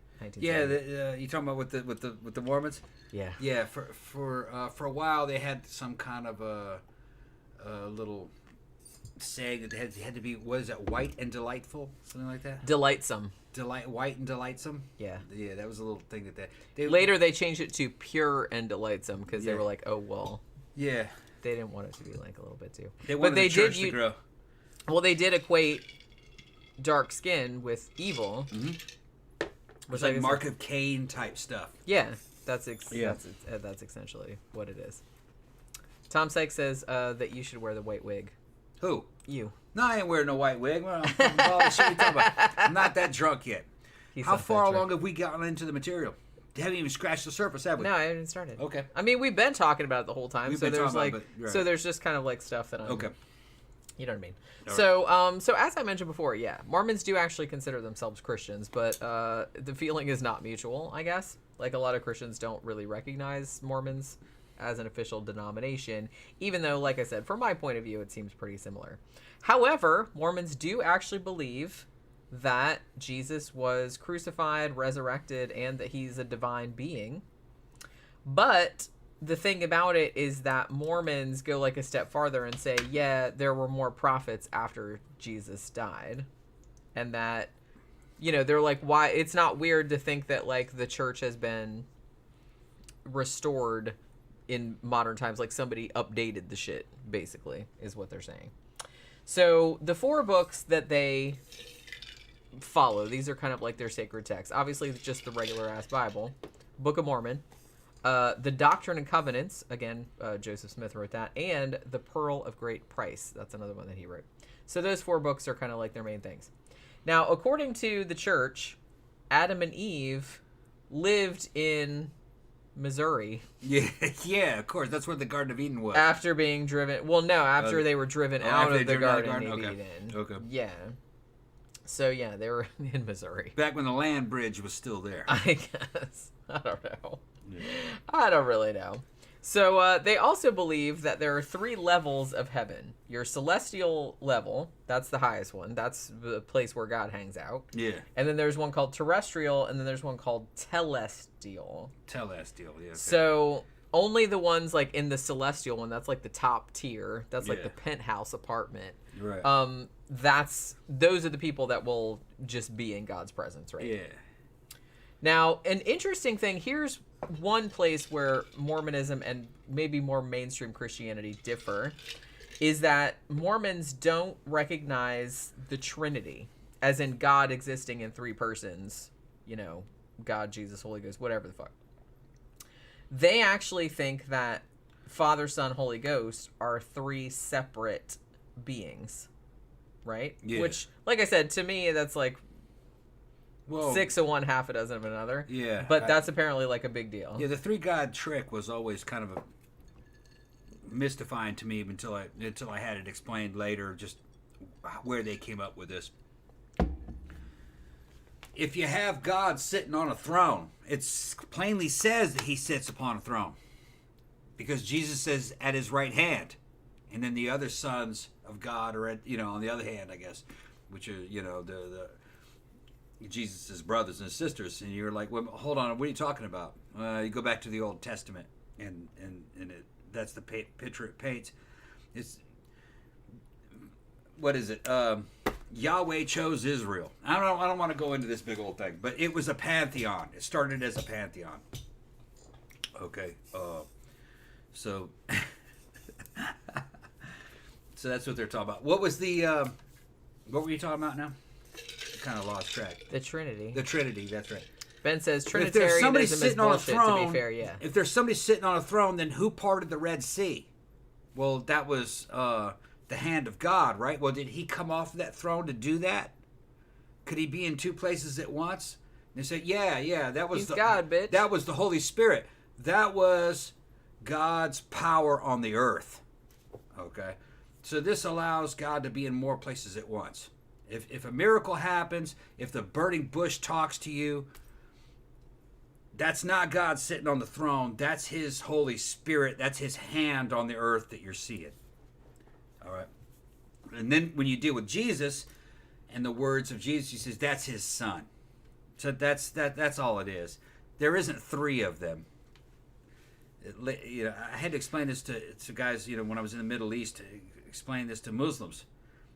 It says this is where they're getting this three, because they're saying, well, Christians believe that there's three gods. They're like, no, and then there's the Father, the Son, and it's not three gods. But they're all one. It's not three gods. But see, Mormons don't believe that. Right. They believe that it's three different. Yeah, they believe it's three different gods. Right. Which to me makes more sense, because that other thing, it's like, oh, it's three people, but it's one person. I'm like, just whatever. You don't know what you're talking about. When I was in there in Dahab, drunk, fucking explaining it to Muslims that they're saying it's the Holy Trinity is the three manifestations that you will see of God's power. And they're like, yeah, that still doesn't make sense. And they're like, what? And that's just, well, you know what I mean? And I said, the parting of the Red Sea, it happened, right? They go, yeah, okay, that happened. I said, well, that's not God sitting on the throne. That's just his hand. That's what they're talking about. And they're like, oh, okay, so it's all the same God. Yeah, it's all the same God. It's just one. There's just one God in Christianity. Jesus is not God. It's the Son of God. But like I said, Mormons think that all three of them are different. Father, Son, Holy Ghost are three different entities. Not like one entity. Right. Right. So that's kind of a big. I feel like that's a big point of contention. Yeah. Between them and the Christians, among other things. But I think that's one of the main ones, is the Trinity thing. But the Trinity was an invention. It's not in the Bible. Well, it's all an invention. That's what I'm saying. Which, like, to me, it just seems very funny that they're arguing about these, like, stupid little minutia. That's the Catholic Church. The Catholic Church came up with the Holy Trinity based upon their interpretation of the Scripture. Is that you're going to see God manifested in three things: Him up in heaven, miracles happening, and then Jesus' words. That's all it means. There isn't three. John Smith said, how far have the LDS come? They went from a persecuted minority to running one of their own as president of the USA. Not too shabby. Yeah, I mean, they really did come a long way. Because they did, I'm not going to lie, they did actually get persecuted. They got shit. Now, they did their own persecuting, too. I'm not saying that there wasn't shit on both sides. Yeah. But, yeah, we'll get into that when we get into, like, the timeline. Successful. They're not losers. They were successful. Most religions fucking are gone 40 years later. Well, like I said, I kind of feel like... I feel like maybe a lot of people tried to do this bullshit. Yeah. Well, especially like when we talk about Scientology. Yeah. There was a lot of that kind of shit floating around that time period. Yeah. And most of it didn't last that long. Yeah. Most of it is not still around today. Most of it was just kind of like a footnote of history. Yeah. But you had to kind of have all of these right things had to go right. But you know what I mean? It just happened to be that this, there was a lot of this shit going around because when Mormonism was born, this was what they called the Great Awakening, right? It was just kind of like another big, kind of like the 60s was, actually. Yeah. But it was kind of like this whole big reinvigoration of like religious belief and spiritualism and kind of other things where people were searching for meaning in their lives and stuff, and it was kind of like a big deal. So I kind of feel like this just happened for whatever reason to appeal to more people than the other shit around. And most of the other stuff was forgotten about, but this one just stuck for some reason. Dr. Robert Price, who's been a guest on the show in our early days, he's a great teacher. You can find his work on YouTube. Dr. Robert M. Price, Bible geek. Okay, he knows all these religions. Any God of Abraham religion, he's read it. All right, some of it shit in the original Greek text. Okay, he said if you look, and a lot of the Roman stuff too. He said if you look, based on his studies, he says if you look, going all the way back to the Roman period, the average religion lasted about 40 years. If you can outlast that 40 years, you're a pretty successful religion. Yeah. Mormonism is coming up on 200 years. So yeah, that's 1830. That's when that's a successful religion. It's grown. That's rare. Most religions don't grow. 16 million people, almost 17 million actually, like around the world. That's not too bad. Now Scientology is coming up on that. They'd probably beat 40 years, but Scientology's not going to make it. It's in bad shape. It was pretty successful, but it's not it was very successful. But it's not going to be that successful. It won't live that much longer. I have no idea why, but it was. Yeah. It appealed to people for some reason. I don't get it, but okay. John Smith said, in the LDS, I think Jesus and Satan are brothers too. Yeah, they are. They are. That's another thing that maybe Christians get upset about. I think it's Jesus and Lucifer. They're brothers, right? In Mormonism. I guess that's in Mormonism. If you actually look at the New Testament, they're not related at all. Well, no, but that's not what I'm talking about. I'm talking about Mormonism. Yeah. Yeah. Ben says, metaphysically, God can't enter or exist in our world because our world is imperfect and it would dilute him or destroy us. Yeah, like I said, a lot of the stuff is like real convenient. John Smith says, much like in Hinduism, all of the many, many gods are just manifestations of the one God despite having their own personalities. Murder Hornet says, I can do multiple wives, LOL. Would you really want? Like, I guess some dudes would. I don't know. Mm-hmm. I can't really relate. It's like, dude, I wouldn't want multiple husbands. Fuck, man. One dude is enough to put up with. If you look at Islam, more than one just makes me tired thinking about it. In Islam, they can have 3,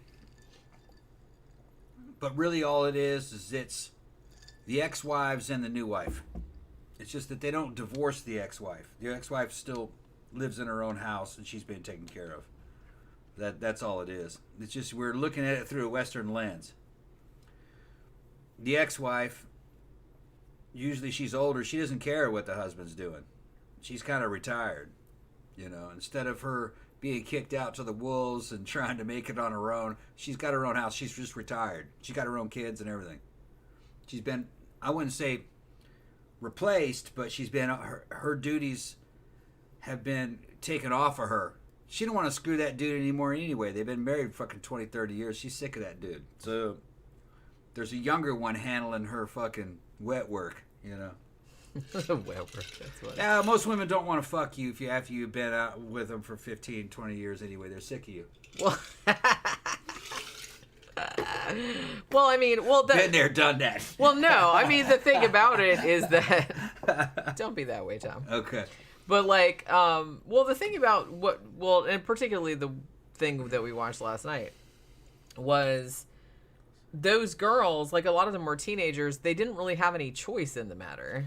That's an abuse of the system, though. Yeah. That's an abuse of nature, if you ask me. In Islam, according to Saad, who's my friend, and fucking, like I said, that my family has Middle Eastern roots in certain ways, My mother's sisters, half of them are in Dubai. Their husbands working security and being helicopter pilots for fucking rich Middle Eastern guys. Most of the shit they do, the shit that they're doing is basically age appropriate. It's a 50-year-old guy. The second wife's in his 30s or late 20s. You know what I mean? And they got a lot of money. Those girls are happy to be in this relationship with this dude. They get laid out. They're providers. Richard Brown says Ancient Order of Dagon. Yeah, the Ancient Order of Dagon. Yeah. Might as well. That seems like a more fun religion. Mm-hmm. But yeah. So they also have. We're looking at this through a weird culture. But, here's the thing. Jenny's getting kind of judgmental over this because I'm it's not getting God of judgmental. Abraham type shit. But we got all kinds of club friends that fucking are in constant threesomes and couples that have girlfriends, and it's which is even wilder. No, I'm not judgmental about it. Yeah. I'm just saying that it's like I kind of feel like the problem arises is that they're arises- using those weird scriptures, and these people are Right. too young. That's what I'm saying. Right. I don't have a problem with everybody being adults and like having whatever situation you want to have a situation. And so like I don't Right. have a problem with that. Usually that's what's happening. Yeah, that's what I'm saying. That's Usually- absolutely fine. yeah. Well, and I think what I was going to say, and I think we got sidetracked and I forgot about it, but they were talking about, the early Mormons, which we will eventually get to, like if we actually get into the timeline of the history of the shit. One of the reasons why they were persecuted was specifically because of the polygamy, which was illegal. And obviously polygamy is still illegal.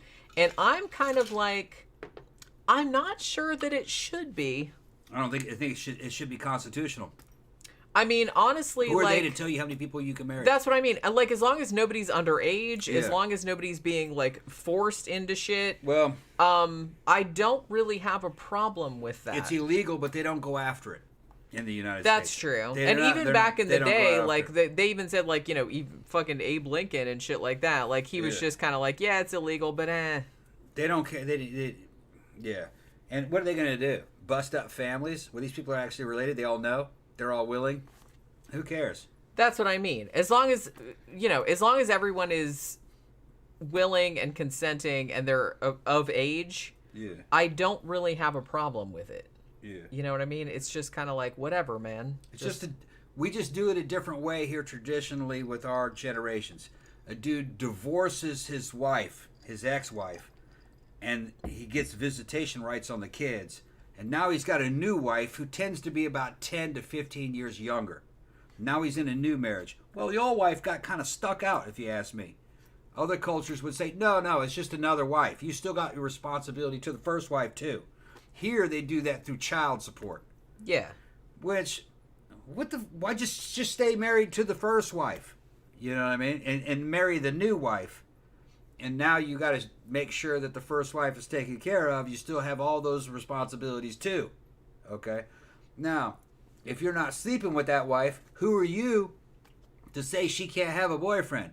Because she's kind of put out to pasture. That's what I'm saying. All right. I kind of feel like the problem, Right. the why I have a problem when it's like a religious justification Yeah.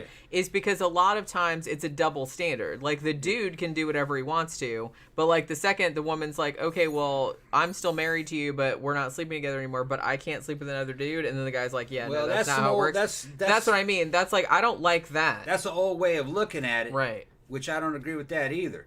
If you're not going to sleep with the old first wife anymore, she should be free. She's retired. Yeah. All right. Now, if she marries this new guy, it's on him to take care of her. You know what I mean? Now, if she has any new children from this guy, you shouldn't be supporting his children. Well, yeah, 'Cause he you can don't do support his that. own You don't do children, that for your divorced wife anyway. Right. You know. So that's just another way of sorting that problem out. Yeah, I think the You know. problem arises, like I said, the problem I have is not so much, I don't care about people that are like in polyamorous relationships or as long as everyone's consenting, everyone's on the same page, everybody is free to do what they want to do, everyone has gone into this knowing all of the stuff that's going on. But I think the problem with that, and a lot of people have with Mormons and other cults like this, is that a lot of times the women don't have the same agency as the dudes have. And that's a lot of times that's because of their upbringing or the way that their, the beliefs are. They're not really allowed to question it. You just have to do what we say. Like I said, they're not really allowed to, it's like dudes are allowed to have like a whole bunch of wives, but they don't let the women have a bunch of husbands. I don't know why you'd want that, but like if you did, because like I said, one dude's like more than enough. Like I'm tired thinking about it. But if they wanted that, they should be allowed to have that. But no, of course they're not, because that's like a double standard. Because I kind of feel like the whole thing with Mormonism and any of those kind of, and this is more the fundamentalist cults that I'm talking about, like the fundamentalist sects of it. It's just like they're very, they're very patriarchal and they're very misogynistic in a way. And it's just kind of like they just treat women like chattel, you know what I mean? They're just kind of like, we just trade them for whatever. So that's what I have a problem with. I don't have a problem with everyone being an adult and everyone getting into a situation where it's like, oh, well, you know, we're having, like, this is a dude and he has like all these women that are a harem, and it's like they all willingly went in on that, and they can leave if they want to, and oh, you know, that's fine. I don't give a shit about that. And honestly, I don't even really think, like I said, I don't really know if polygamy should be illegal. I just don't feel like it should be. But there have to be, you know, well, just like you can't force somebody into like a regular marriage, somebody that's underage or something like that, you shouldn't be able to do the same thing with polygamy. I don't have a problem with people wanting to marry more than one person. I don't give a shit about that. Do what you want. As long as everybody knows what's going on and everyone's on the same page, I don't have a problem with it at all. So that was kind of one thing that, I don't say I agree with the Mormons on it because they have different reasons for it, but I'm just saying from an objective standpoint, I don't really have a problem with it. But yeah, so I was kind of, I was thinking about like the magic underwear thing, which I'm not really entirely sure like what the background of that was. Because I kind of feel like when you say Mormons, like a lot of people think like, oh, the magic underwear. I don't think they all do that stuff, but it's just kind of like that, what do they call them? The temple garment or whatever, that they have like that white thing that's underneath, and it just has like a hole for your genitals, right? Because you're not really supposed to like see anybody naked. So I don't know. It's just, I don't know what that whole thing's about. So I also wrote down all of these weirder beliefs. Now, this is where I wrote down what I talked about earlier, which I had never heard before, and I don't know if this is true or not. I just found this on some other page. But I found something that said that Mormons feel that Satan has control over water, as in like lakes, oceans, rivers, that kind of stuff.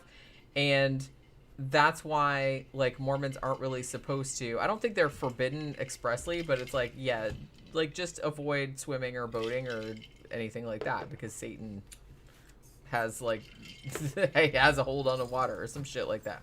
I don't really know, but like I said, that was one thing that turned up on the shit. Also, another weird thing is that and I think we alluded to this before, is that if you are a good Mormon your whole entire life, like after you die, God will give you your own planet for you to rule over. I don't know who lives on this planet, because I kind of feel like the whole thing that's appealing about this idea is, well, I want a whole planet of like people that I can tell what to do. Because I kind of feel like the kind of person that would want to rule a whole planet, because why the fuck would I want to rule a whole planet? That sounds exhausting. But it's like, if you were the kind of person that wanted to do that, you're the kind of person that it's like, well, I want to boss other people around and like tell them what to do. So it's like, well, so who are the people on your planet then? Like, are these people that are being punished and they're getting put on your planet and you're just like bossing them around your entire life? Like, you get to be your own god on your own planet? I don't know. Like, it sounds cool, but I don't know. I have a lot of questions. And so, yeah, another thing that we brought up earlier was the whole Cain cursed with dark skin thing. Now, this is in one of Joseph Smith's books, and this is a direct quote. Cain was cursed with a dark skin. He became the father of the Negroes, and those spirits who are not worthy to receive the priesthood are born through his lineage. He became the first mortal to be cursed as a son of perdition. So essentially, the curse of Cain was dark skin. They not only applied this to black people, but they applied this to Native Americans as well, because they weren't white enough. So basically, the whiter you were, the closer to God you were. And they seemed, back in the old days, they did seem to genuinely believe that the more Mormon you were, like, your skin would get whiter. And they did actually, like, say that they thought you would get whiter, like, as you got more holy or something. John Smith says... Sense. It makes sense because... Does it? Yeah, it does. It makes sense because the Mormons in general were farmers, okay? And they were into breeding cattle and breeding animals.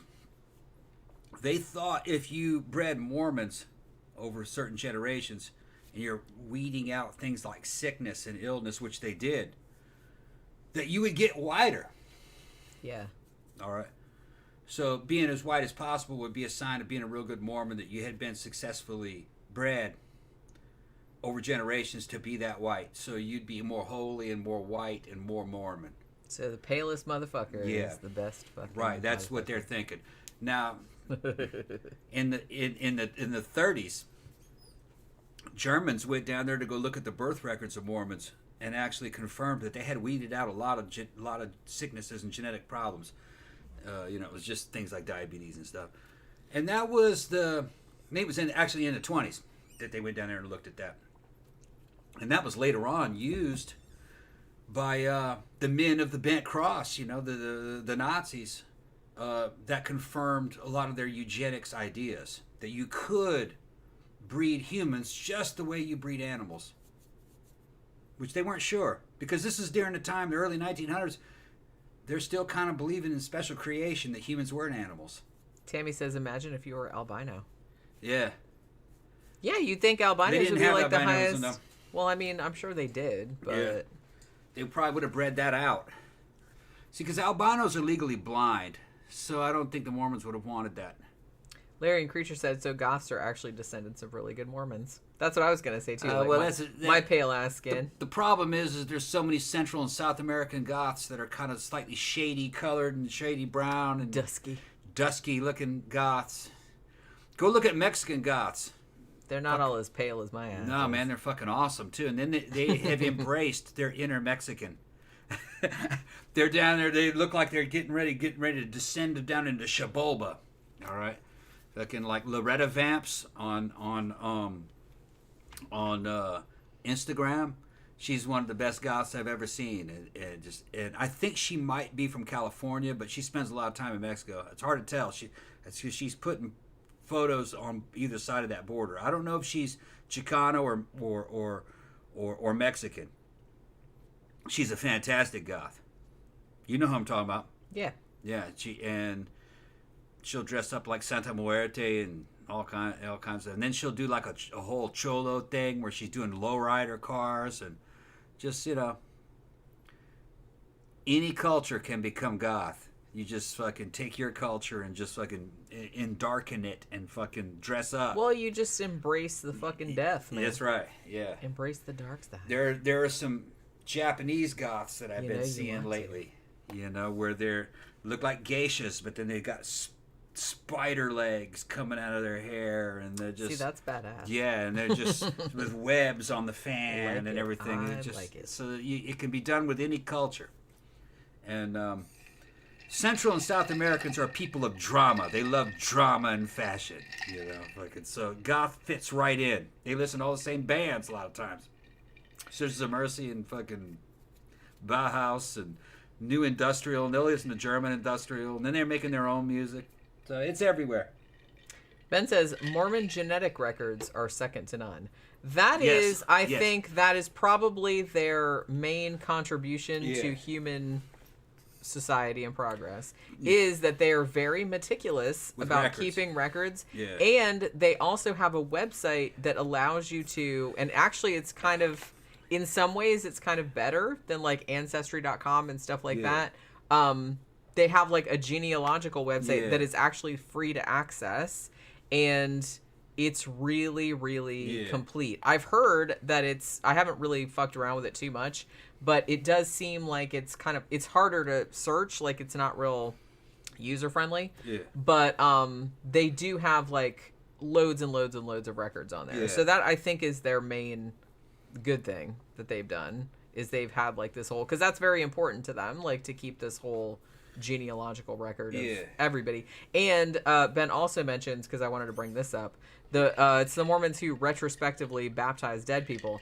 Yeah, which not surprisingly, a lot of people do have problems with that. They did get in trouble many years ago for retrospectively baptizing all of the victims of the Holocaust, which a lot of people were not super happy about, because it seems a little tacky. Seems a little tasteless. They're trying to bless them, though. I guess. I get their heart's in the right place. Yeah, but it's just get them into heaven. The optics of it, not so good. The thing look at it, it's a cultural difference. They're trying to get dead people killed in the Holocaust into heaven. That's all it is. I mean, I understand. get that, like I said, their heart's probably in the right place, but implicit in their action is that they think they have the authority and they're the only ones that are right. Of course. And so I think that's what's offending people. Of course. Is that implicit? It's religious thinking. Idea. It is just religious thinking. We are the only people that can bestow this upon you. Yeah, and everyone's like, into heaven. Yeah. Okay. That's all cool though. That's cool. It's just religious thinking. I mean, I don't love real. it. I don't give a shit if they do it because I'll be dead and I won't know any different. But it's just kind of like, I mean, it just seems, I don't know, it just seems really tacky to me. To be pissed off about it, I think is petty. It's the same thing as if you showed up down in Africa somewhere and some African tribe fucking blessed you and said, you will now go to our heaven. That's how much we like. That's the same thing. They're just giving people the... I mean, I don't get offended because I don't believe any of it is true, and I'm just like, what fucking difference does it make? Yeah. So, like, you can say whatever you want after I'm dead. It's not going to make a goddamn bit of difference. But I can see how people would be offended by that because, like I said, it seems a little bit... Those bitches are sensitive. They're sensitive. No, it seems a little bit... They're not really, like, thinking how that's going to look. To me, it seems arrogant, like, how they're coming at it. It sounds very arrogant. I'm not offended. I'm not offended either. I'm just saying that it sounds arrogant. When I was living in Brazil and I go to a Macumba church and the fucking priest fucking blessed me and fucking thanked me for coming and said that fucking, the spirits are going to fucking dig you and shit like that, I'm not offended. Like but that's not offensive though. But that's cool. I'm just saying that if I was Jewish and I had like a relative that had been killed in the camps, and then like some Mormon came to me and said, "Oh well, I know better, and we just like bless you and like retroactively like baptize your relative who you didn't even know." I'm like, I don't think I'd be so mad that I'd punch that person, but I'm like, that's a little bit okay. It's just a cultural difference. They're trying to give those people a gift. They're saying, we're gonna get these people into heaven." I get that, but like I said, I kind of feel like they don't.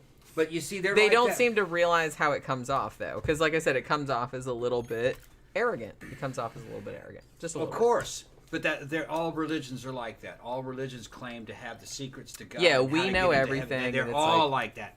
Yeah. All that. Well, that's why I don't hang with them. Like that. That's why I hang with them. I don't like that. They just stepped in and said, y'all are Jews. You have not accepted Jesus as the Savior. So, but we don't care, though. We're going to get you into heaven. That's what they're doing. Well, yeah, but like I said, that seems a little bit condescending. It seems condescending. I don't worry about it. It's all imagination. Anyway. And I don't. Well, yeah, this is all fucking voodoo witch doctor stuff. Well, yeah, I think that. Yeah, but if you actually believe in it, then yeah, I can see how you'd be offended because that is very condescending. I don't believe in any of that shit. I don't either, but I'm just saying.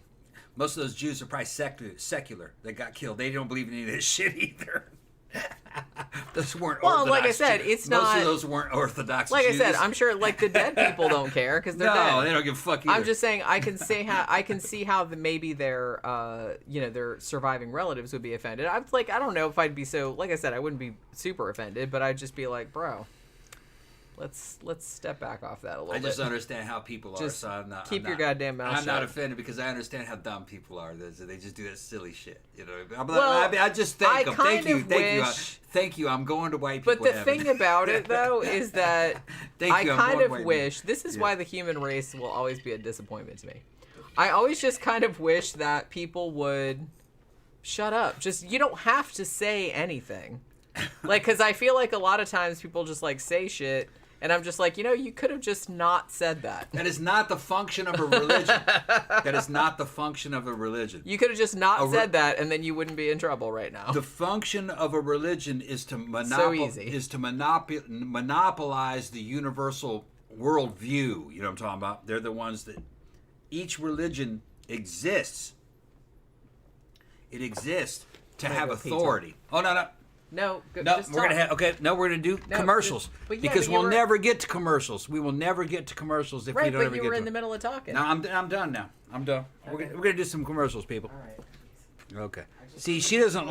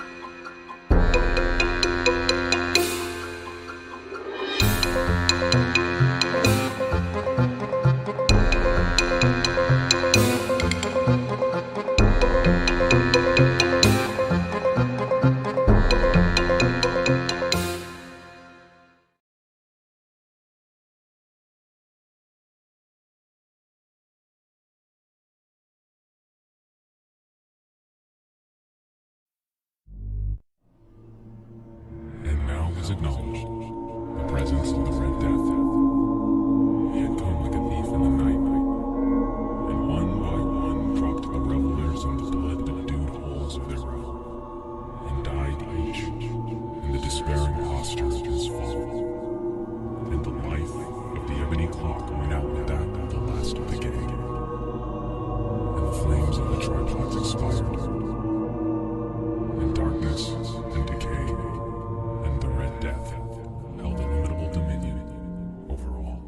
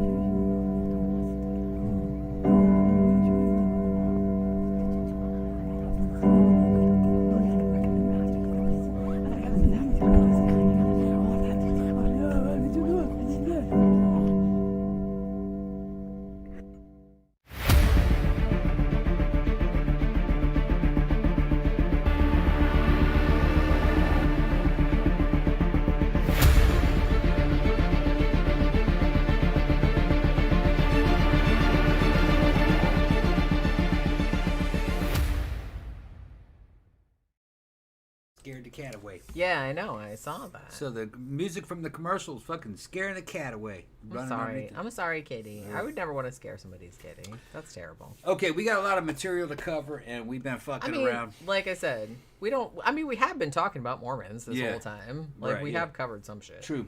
But you know what I mean. Okay. So it's not like we're completely randomly talking about, like, a bunch of bullshit. Right. But, you know. Yeah, so... so there's another thing where the Mormons differ from mainstream Christians, I guess. Mormons actually believe that God was like a dude, just like a human being. Yeah. And he actually had actual sex with the Virgin Mary and got her pregnant with Jesus. Yeah. Which, okay. Well, yeah, that's what it says. I mean, pretty much. Yeah. That's not that weird. No, that's like Zeus having sex with people to give birth. That's what I thought. To give birth to, like, Hercules and shit. Yeah, same thing. Because, like I said, that kind of tracks with their whole, like, well, God, Jesus, you know, Holy Spirit. They're all, like, three different peeps. It's like, you know what I mean? So they're Zeus kind of would like transform into a bull to have sex with women to give birth to children. Ain't that some shit? They went the whole bestiality. Yeah, because you be like, hey, just walking down the street and then, like, a sexy bull, like, walks up to you and is like, hey. Women can't resist it, man. They're like, you're a bull. Mm-hmm. I don't think so. Yeah. Go find a lady bull. Yeah. But yeah, so it was just kind of like that. Also, the Mormons believe that God lives on a planet called Kolob? Something like that. Kolob, yeah. Kolob. Okay. So this was the first planet that God created, evidently. And I guess, I don't know if, like, the planet, there's, like, the planet and then there's the celestial kingdom, but they're two different things? I don't know. This is very complicated, this theology thing. So apparently on this planet, a day is equal to 1,000 years on Earth. And it's the center of the universe. Also, Earth used to orbit Kolob.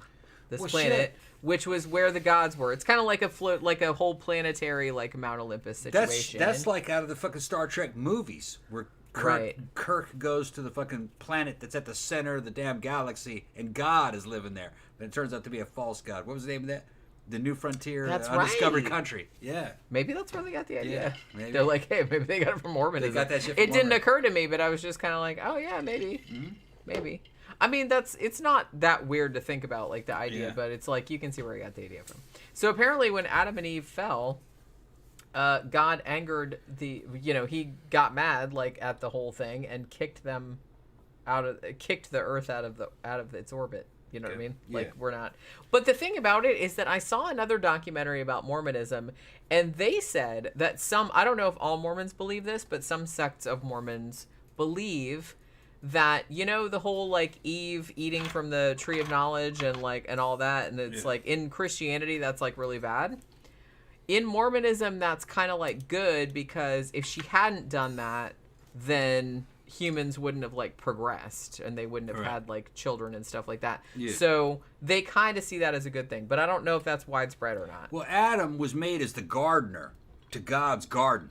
Right. All right. And God would walk around there in the heat of the day. All right. And Adam was just there to cut the fucking trees. All right. And then, just cut my trees. And he named all the animals and shit. And then God says, I'm going to make you a woman, a helper. All right. And then Hera, or the fucking serpent, they're talking about Asherah. All right. She's the one that freed them, basically, by giving them knowledge, the same knowledge that the gods had. And then God says, oh, fuck this, and you can't be my servant anymore. Fuck out of here. Because you know all the You're shit gonna that have to I take know. care of yourself. That bitch ruined it. Yeah. No, well, it's then now man becomes he has agency now. So yeah, that's a correct interpretation of the story. Is that without that there would have been no agency. Humans would have been servants in the garden forever. See, that's kind of how, kind of how I read it. Yeah. I was like I said, I'm not saying I believe in Mormonism because I don't. I'm just saying that I can see how Their interpretation is correct. their interpretation is kind of more in line with. It's like, that makes sense. It's a lot more humanist because that's and he goes, and you'll now know death, so you're no longer immortal. Okay, and then you have to be fruitful and multiply. So, yeah, no, the Mormons got that right. That's what this story meant. Yeah. Yeah. So probably Joseph Smith's doing. In He some ways, understood that mythology. In some ways, it makes more sense. Yeah, he understood mythology. It's very much like which is crazy. Similar to the story of Prometheus in a way. Yeah. Yeah. Well, like I said, it's not like he just pulled it out of his ass. It's like there were other. I'm sure he was fairly well read. I'm sure that you know what I mean. People knew this stuff in the zeitgeist back then. So I kind of feel like you're just pulling from other stories because he was just pulling stuff from. Yeah. Just I mean, remember, Book of Mormon is mostly like the Bible, but with just remember, people, other things. Mankind is only mankind. If you're into this mythos, all it says is that mankind is mankind because of the fall. If the fall had never happened, you wouldn't have existed. Adam would still just be the gardener in the garden, along with his little helper Eve. There'd have been no mankind because they were already immortal.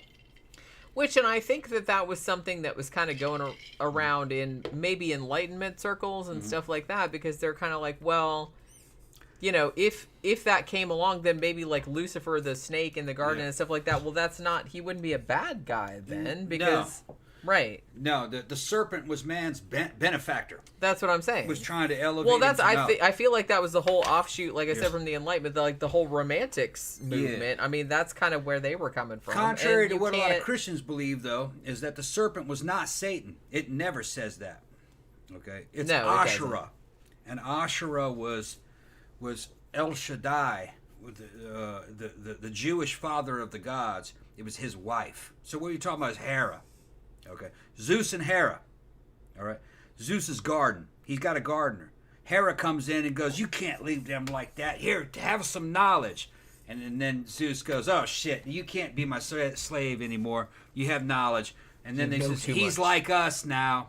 He can see like us." Okay, My Get bitch the wife fuck out of ruined here. it. Yeah. Fuck out of here. You got to take care of yourself, and no more tree of life for you and immortality. You're going to have to fucking work the soil and be fruitful and multiply because you're going to die if you don't have children.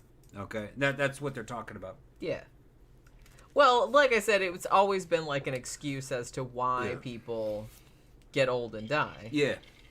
They were Why looking people for... are not immortal like the gods. Right. Like, they're looking for an explanation for that. That will Yeah, you were God's people. servant originally. And you're supposed to be immortal, feeding off the tree of life. But you don't have access to that anymore. You got kicked out of the garden. So now you have to multiply. Would you really want to live forever just, like, trimming hedges your whole life, though? Yeah, in the heat of the day. That's what I mean. No So thanks. God could walk around in his garden like a potentate, like a Right. Middle Eastern I potentate. don't like that idea. Yeah. Especially, like, I was like, nah, I'd rather die, thanks. They're talking about the hanging gardens of Babylon, if you ask me. That's what I think they're talking about. They probably are. The hanging gardens Because of a Babylon. lot of that stuff did have, like, real-world counterparts, because Yeah. that's how they, like, imagine the stuff. They would just, Yeah. like, idealize it a little bit. Yeah.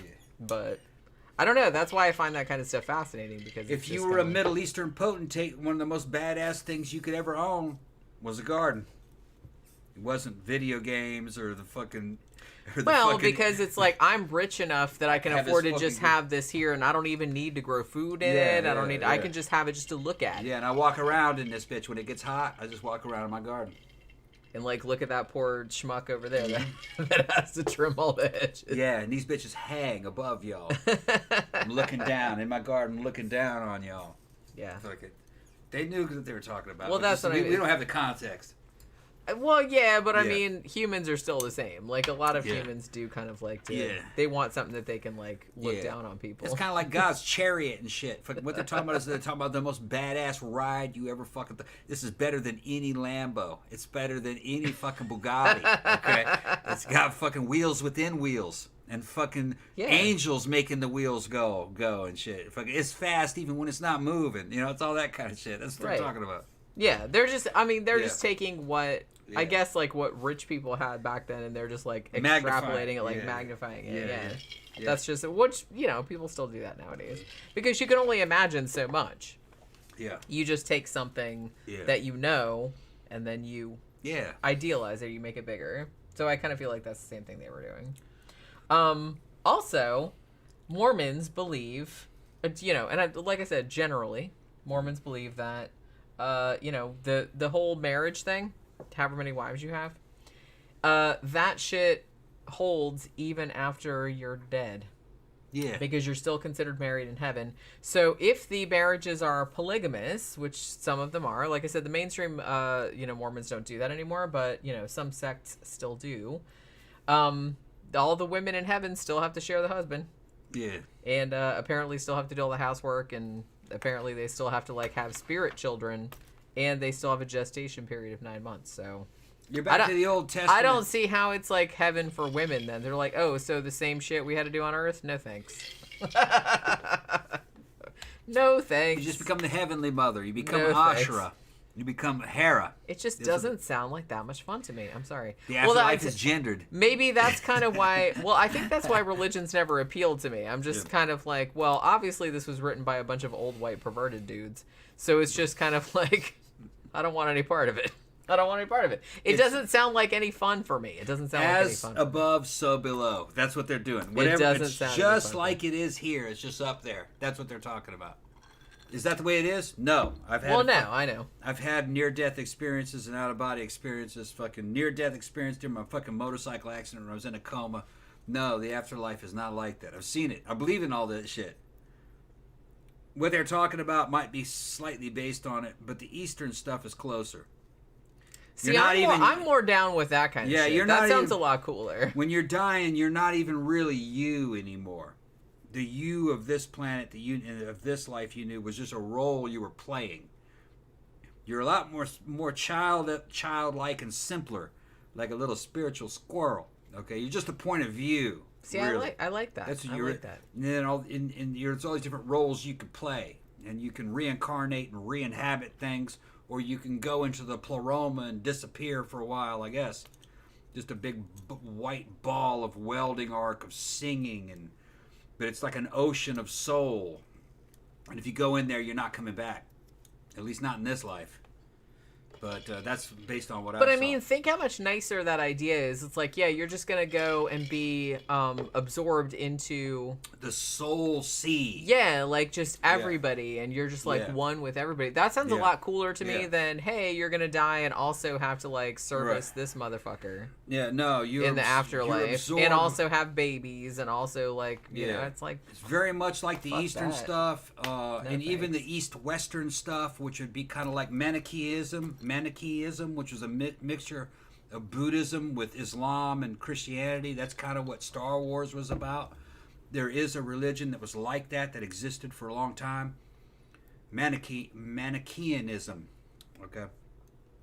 I would say that I was a Manichaean, which is kind of like something out of Star Wars. When you die, you become one with the Force. You can come back, though, but not in this life, in another life. That'd be a good way to describe it. Everything I learned from Star Wars and Star Wars games and reading Eastern Buddhist philosophy, martial arts, out-of-body experiences, all that kind of shit, all that, that's really what closer to what it's like. Anything's possible, including psychokinesis or recurrent spontaneous psychokinesis, seeing ghosts, seeing the past, seeing dead people, getting messages from dead people. That's all a possibility. Some of it I've actually had happen to me. And then you can say, well, what does science say about that? Go look at Stuart Hameroff and fucking the quantum soul theory. Quantum physics will eventually explain it. It's just weird shit, man. Fucking reality is weirder than you think it is. Like I said, I'm way more down for that than some of this bullshit here. Yeah. I don't want more of the same. No, it's not more of the same. That's what I mean. It's just like, it just seems like to me, the religions that say that it's like, oh, it's like this, but it's just a bigger version. It's bigger with more lights and harps and shit. It's not what it's like. No thanks. No thanks. It's totally I don't different. like the sound of that. It's the spiritual internet. I don't like the sound of that. Yeah. See, that sounds a lot cooler. Yeah. That sounds a lot cooler. Like you can kind of be absorbed into the whole collective. Like I like that. I like that idea. Or you could live in a metaverse that's responsive to whatever you want. Yeah, see, that's way cooler. And then you're an evil person who's bad, so you'll be in a place that's bad, and you kind of burn off your impurities for a while, and you come back. The Zoroastrians believed in that. Yeah, that's what I also saw some of that. That's what too. Ben was saying. So there are heavens and hells, and then there are things outside of that. Yeah. Oh, he's talking about Zoroastrianism? Yeah, Ben said, I think he means Zoroastrianism. Manichaeism was from the 4th century AD. Yeah. No, I'm talking about them both. I know what who the Manichaeans are and the Zoroastrians are. Yeah. But no, I'm more like a Manichaean, which were closer to kind of like the Jedi and the Sith. They were like that. So let's talk a little bit about the history of Mormonism, like all the stuff that happened back in the day. So according to Mormon scripture, sometime around 600 BCE, there was an Israelite named Lehi. And him and his family, they go to the Middle East, from the Middle East to the Americas. Already you're being like, wait, what? Yeah. They went to the Americas in 600 BC. So they do that. Now, Lehi's descendants end up dividing into 2 tribes. The Nephites, or the Nephites, and the Lamanites, who are named after 2 of Lehi's sons, who were Nephi and Laman, whatever his name was. Lamani? I don't know what his name was. So the Nephites, who were kind of the more religious and, like, better people, I guess, they actually end up becoming corrupt over time and start fighting with the Lamanites. Now, the Lamanites are actually considered the ancestors of the Native Americans because, if you don't know, Mormons actually do believe that, they believe that Jesus later came to the United States, essentially, or what became the United States, and was there with the Native Americans. It was a whole thing. Yeah. So these two are like fighting. 33 AD, obviously, Jesus gets crucified. But also around this time, he appears in the Americas and preaches to the Nephites, this other tribe that was in the United States. And because he showed up, this brings in a period of harmony with the Lamanites that lasts 200 years, but inevitably the two of them start fighting again. Now, in 385 AD, there's a Nephite prophet named Mormon, hence why the thing is called Mormons. And he's been doing a history of his people. Now, right before there was some big battle with the other tribe, the Lamanites, Mormon turns over, he's written all the shit down, and this will become apparently the basis for the Book of Mormon, which he has transcribed into gold plates, which we'll get into in a little bit. He gives that to his son, whose name is Moroni, or Moroni. Like I said, I've heard it pronounced both ways. Now, Mormon actually is in this battle, and he gets mortally wounded at a place called Cumorah. And the Nephites almost get wiped out, but Moroni survives another 36 years, and he starts adding material to this book that his dad wrote, the Book of Mormon, and then he seals the plates up in 421 AD. Hold on. Ben, What? I'm not talking about the historical Jedi. I'm talking about the Hollywood Jedi from Star Wars. They're from the 70s. That's fucking Joseph Campbell, all right? So don't mistake what I'm talking about. When I say Jedi, I'm talking about Star Wars Jedi. But Ben says Jesus also toured Tibet through to Japan, Yeah, apparently. yeah. He's buried in a tomb in Japan, also in Korea. Everybody wants to claim Jesus, a lot of the religions fucking ancient religions spread over areas that people don't realize where they were. I mean, there was Christianity in Japan and Korea going back a long time, 1400s, 1500s. Okay? I mean, it kind of faltered, but then it kind of came back. And the Manichaeans, when they were around, there was Islamic and Christian versions of the Manichaeans. But then they ended up being in China. But it was kind of like an add-on, kind of like you could be a Christian and a Manichaean, kind of like you could be a Christian and you could be a Mason. It was like that, Tom Sykes is asking a bunch of questions about Mormons. And by the way, James Bond was a Manichaean. Alcohol, let me get it.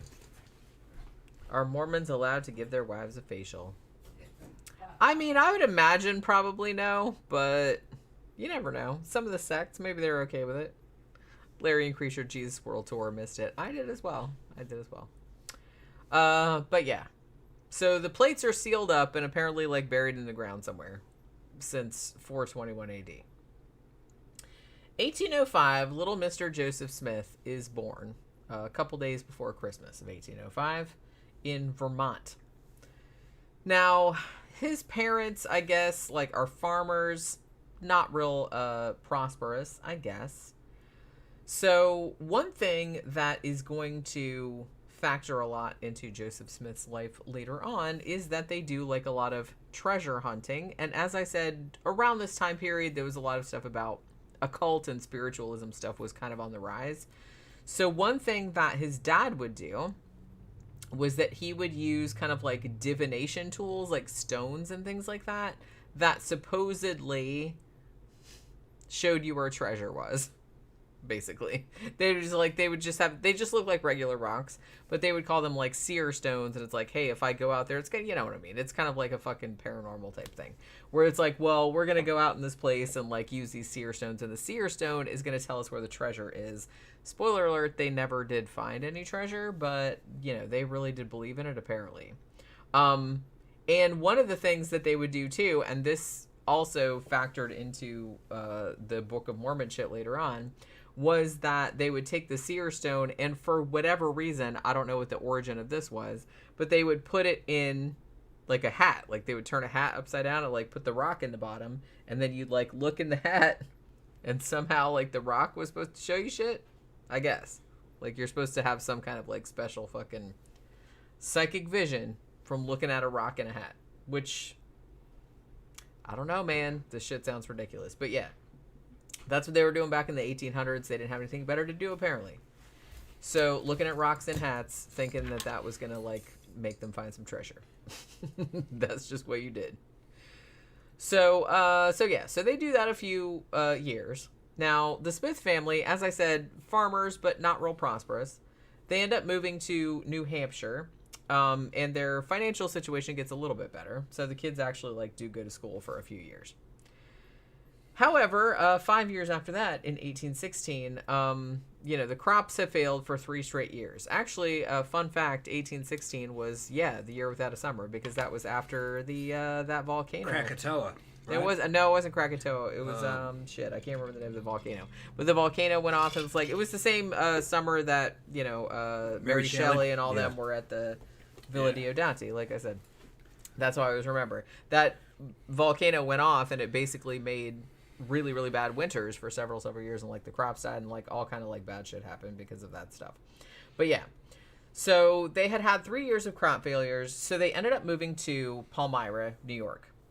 Now, at the time, only 4,000 people lived here. Palmyra, New York, I feel like was kind of like, I don't know if I'd call it the epicenter, but it was kind of like a main hub of these new religious groups, you know what I mean? Because like I said, they call this the Second Great Awakening or something like that, because there was like a lot of stuff going on about like spiritualism and new religious movements, and it was kind of a big thing. And I kind of feel like Palmyra in this area was where a lot of new religious movements got their start. Like it seemed to be like, I don't know, just a hub of that kind of stuff, like a lot of evangelist type shit going on.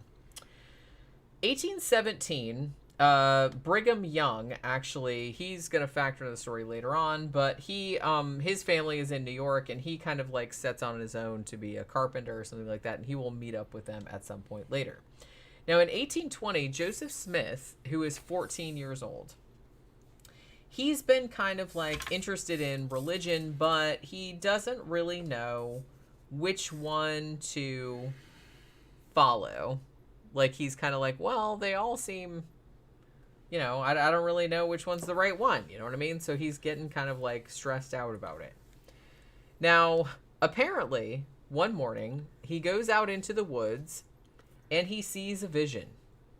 This vision is a pillar of light which comes from heaven, and he sees an image of God and Jesus, who were 2 separate dudes, just 2 dudes, like standing in front of him, like all celestial and whatnot. And they're like, hey, we forgive all your sins. And also, all the denominations, the Christian denominations, all that shit's wrong. Yeah. We're going to reboot all that. It means that we're going to reboot all this shit. Right. That's it, yeah. That's what basically what they said. So he's like, don't join any of that shit, because they're all wrong. Now, the Mormons, nowadays, call this the first vision. Now, even though Joseph Smith, apparently, like, I don't know, I guess this is a big deal, but I guess it didn't, like, super change his life at the time. So, he continues to do the same shit he was doing before. He still works on the farm with his family. He still does the treasure hunting shit with the rock in the hat with his dad and all that other kind of stuff. And he does actually, like, mention the vision that he saw to a local minister, like, hey, what do you think about that? And he's like, whatever. Yeah, he's like, fuck you, dude. Fuck you, dude. Whatever. I got my own shit going. Right? I got to make money with Jesus. Don't come in here with this. Right. Yeah, What is like, what? God and Jesus came to you and said all our shit's wrong? Yeah. Fuck yeah, no. right. Yeah. It was kind of. He was trying to recruit him, probably.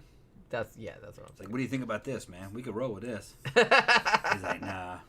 Well, I mean, he was only about 14 at this time, so I don't know if he was really that savvy. Maybe he was. I don't know. But see, the thing about it is that a lot of the Mormon beliefs come from Joseph Smith and come from, like, what he said. So do we really know that this should happen when he's 14, or is this something that he wrote later on? You know what I'm saying? Like, when he was an adult and said, oh, man, when I was 14. Because it's not like anyone else was there, like, to corroborate the story. You know what I'm saying? Because he didn't really tell anybody about this until, like, much later. Except for that one guy. But then, like, that's all on him, though. That's all from his perspective. So he could just be totally bullshitting. So, in 1823, he apparently has another vision. And this is the vision of the angel Moroni.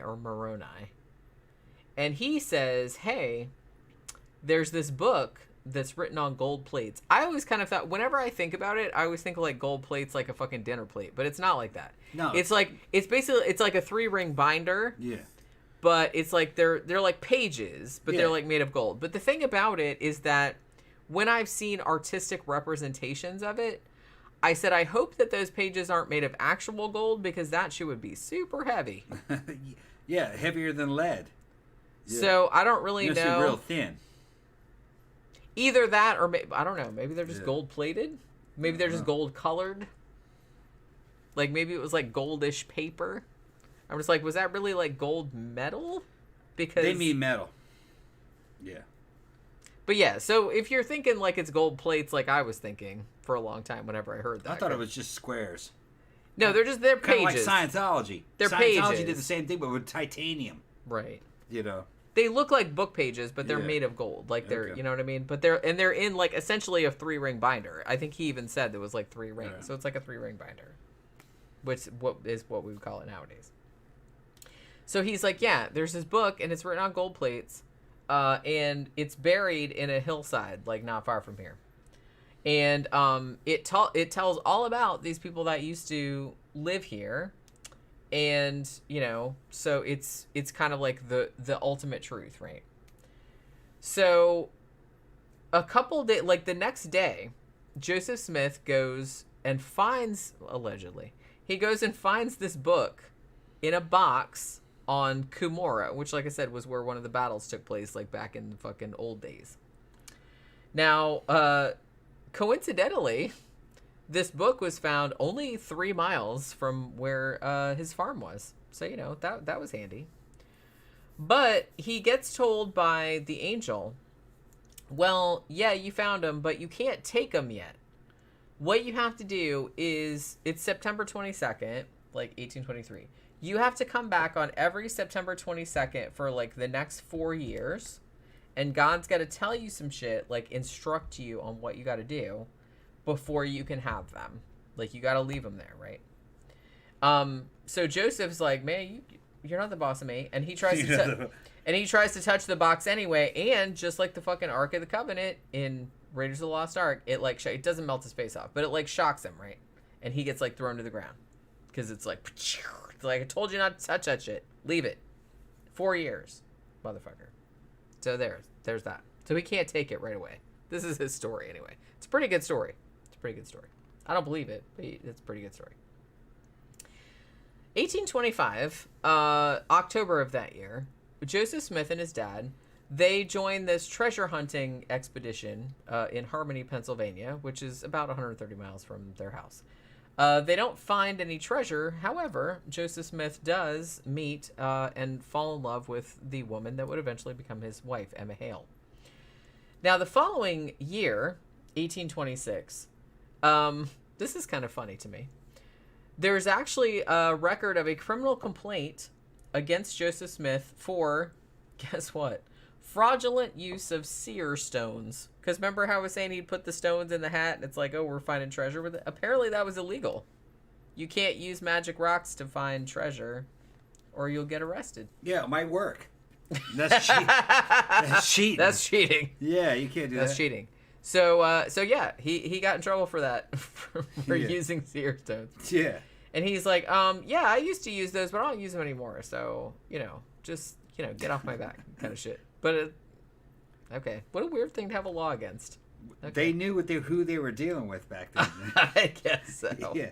Just shit like that is just very funny to me. All right, so 1827, Joseph Smith and Emma Hale get married.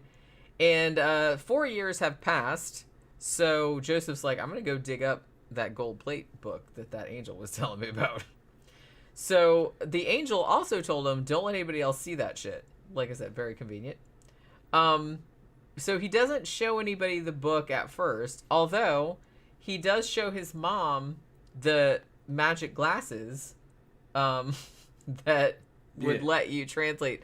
They're essentially I've seen Google glasses. They're Google Translate glasses. pretty much. Yeah. Well, they look like regular spectacles, but apparently they have like precious stones instead of glass. Yeah, And they're pimped out.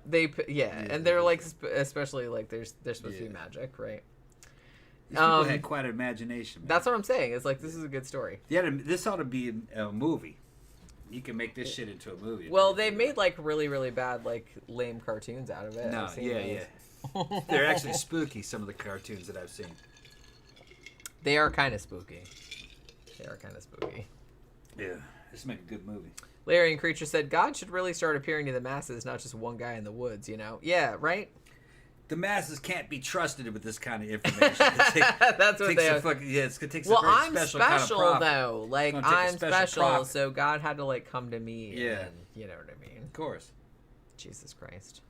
So it's I don't know. There's just like this whole fucking shit's hilarious. Can't trust the average public with this. You gotta give it to a real leader, man. Yeah. Yeah. Man, why didn't I think of some shit like this? I should have thought of some shit. If we thought of some shit like this, we'd be rich. Probably. Yeah, there's a bunch of people that would believe this crap. Yeah. Even nowadays. But yeah, so he shows them the magic glasses.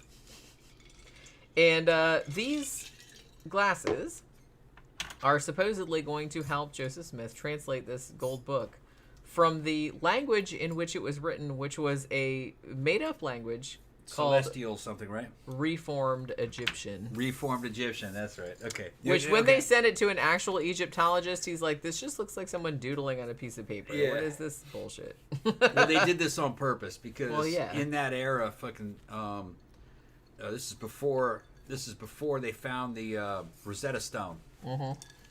So yeah, because they didn't find that until like what 10 years later, 1837 they found that. Napoleon's troops found it. Yeah, I saw it in London. It's like Yeah. it's quite cool. So they didn't have any way of translating Egyptian text. Yeah. So they had all these pyramids and all these fucking great temples. And they see all this hieroglyphics on there, and it allowed the imagination of the 1800s to just run wild. Okay? Clearly. And this goes back to what I was saying. There's a lot like spiritism in the United States, or spiritualism of the United States, with automatic writing and psychic abilities and Yeah, it was all kind of of a New piece. Age, It was all going real along New Age. together. Yeah. So he's just saying, yeah, it's in a New Age writing. That's what he's talking about. Like the Egyptian stuff, but better.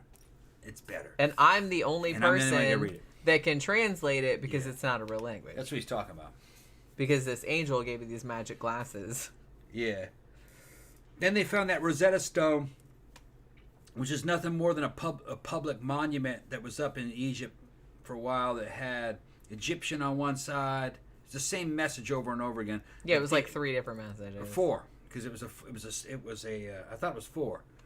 Pretty sure it was just 3, but Was you it could, 3? I Okay. mean, you could be right, but I think And it was the same message written in Egyptian, I think Latin, wasn't it? Greek, is that what it was? I And think it was then Greek. some kind of a Sanskrit type language, and or was it? I don't think it was it Sanskrit. cuneiform, was it? No. written Shit. in What was another the other one? I can't remember now. Like I said, I've seen it, but it's not big. It's like not. I mean, it's big, but it's not. It's just a plaque, and it doesn't really say much. It's just commemorating an area and telling visitors. What Yeah, it's to just do. like regular shit. And that allowed them to crack the hieroglyphs, Yeah. because they knew the other 2 languages. Yeah. So it was pretty important. But before that era, if Egyptian hieroglyphs was just magical writing, Yeah, because no one knew you what could they do whatever said. you wanted with it. You could say, "Oh, that's a spell that fucking brings back the fucking dead." You know, you could say anything. Anybody can make any kind of claims. But I will say that I admire Yeah. Joseph Smith's hustle, because even though Egyptian hieroglyphs had not been translated at this time, he was still savvy enough to be like, well, This isn't those hieroglyphs. I'm going to go like a different, I'm going to go with like a made up language, but it's kind of like related to that. So then nobody can call me out on the bullshit. Right. Well, So he at couldn't least he write was like hieroglyphs, smart enough. Well, that too. and they would know, hey, man, these glyphs don't exist anywhere on these buildings. So he says, yeah, these are the new ones. That's what he's talking about. Yeah. Like I said, Reformed Egyptian, that's not a real No. language. No. That's not a real language. But yeah. But like I said, that was pretty smart. Like, for scam purposes, that's like a pretty smart thing to do, because it's just kind of like, well, I'm the only person that can translate these because the angel came to me and gave me the magic glasses. So, and nobody else can like check your work. So, like I said, he was thinking ahead. If this was indeed a scam, which I kind of feel like it was, I don't know how much he thought about this beforehand, but if he didn't, you know, that was like a pretty good thing to like think of, just doing something that nobody else could read. Now, so he has that going on. Now, because he also supposedly has this golden Bible, like all of these pages that are made of gold, rumors of it got around. Nobody knows who leaked the information or whatever. But Joseph and his wife are kind of like, well, yeah, we need to like get the fuck out of here because somebody's going to come in here and steal the shit. Now, they actually did get some financial support from a farmer who was a friend of theirs, whose name was Martin Harris. And so they moved to Harmony, Pennsylvania, and they hid the gold plates in like a barrel, like full of beans and stuff, so nobody would like take it. So they go and stay with Emma's dad, and Joseph starts translating the writing in this alleged gold book and using his magic glasses, and he's basically like telling his wife Emma like what the book says. So that's how they're doing it. So the following year, 1828, Martin Harris, like I said, the farmer that gave him money, he actually went to Harmony, Pennsylvania with them. So he starts working on the book too, and he starts like writing down the dictation, which, okay. So he's like looking in the fucking hat or like whatever he's doing. And then he's just like, hey, it says this, that, and the other thing, which, like I said, crazy. So over the next couple months, they have 116 pages that they've written. Now, Martin Harris, at this point, he takes it back to Palmyra, New York, and he's going to show his wife because she doesn't believe any of this shit is true. So he takes it back there and shows it to her and loses it. Now, there's a couple different stories about this. The most common story is that the wife reads the shit and then she picks it up and she throws it in the fireplace. And she's like, hey, if this is really divinely inspired, you'll just be able to write it again. Which, like I said, gangsta. Yeah. I was like, yeah, I like her. That's awesome. Because that's probably something I would have done. I don't know if that's the true story or not, but that's like the most common story. There's a couple other common stories too, that maybe he just lost it or I don't know where. He left it on top of the car. I don't know. But like that's kind of the most common one. She threw it in the fire and she's like, yeah, we'll just write it again if it was so divinely inspired. Look at Pokey. Look at Pokey. She's listening to the show. You listen to the show, Pokey. She's like, okay. Yeah, she's having fun. Oh my goodness. But yeah. So they lost the shit. 116 pages. All that work down the fucking toilet. So later that same year, Emma, Joseph's wife, she has a kid, Alvin, and the kid dies the same day. They had 11 kids, but only 5 of them would survive into adulthood. Well, actually, not even adulthood, but like most of them died when they were babies, which happened a lot back then. Now, at this point, like Joseph is like, man, I gave fucking Martin that fucking book. What the fuck did he do with it? So he goes back to Palmyra and Martin was like, I guess still there, and he's like, sorry, like I fucking lost it. He's like, you motherfucker. So basically what happens, Joseph goes back and is like to the angel, allegedly, and says, hey, I gave it to my stupid friend and he lost it. And so an angel comes, and then an angel takes the gold plates away for a little while. It's like, I'm taking these because you can't be trusted. I'll give them back to them later, but you know what I mean? Like, you can't be trusted with this shit. Do you know what I mean? So later on, that like a couple months later, the angel apparently gives the gold plates and the interpretation glasses back to Joseph Smith. It's like, here, now don't fuck it up this time. So 1829, a school teacher named Oliver Cowdery, he comes to Harmony, Pennsylvania, and he starts doing the scribing for Joseph Smith as he starts translating the gold plates again. So they finish working in June of that year. Now, one of the things that they do before they're done, though, is Joseph Smith and Oliver Cowdery, they go into the woods and they say that John the Baptist appears to them and confers the Aaronic priesthood upon them. Not really sure what that is, but it sounds cool. Anyway. Priesthood of Aaron. Yeah. It's made up shit. Well, yeah, that's what I mean. So Yeah. I'm just saying, it's like, yeah, it sounds cool, but whatever.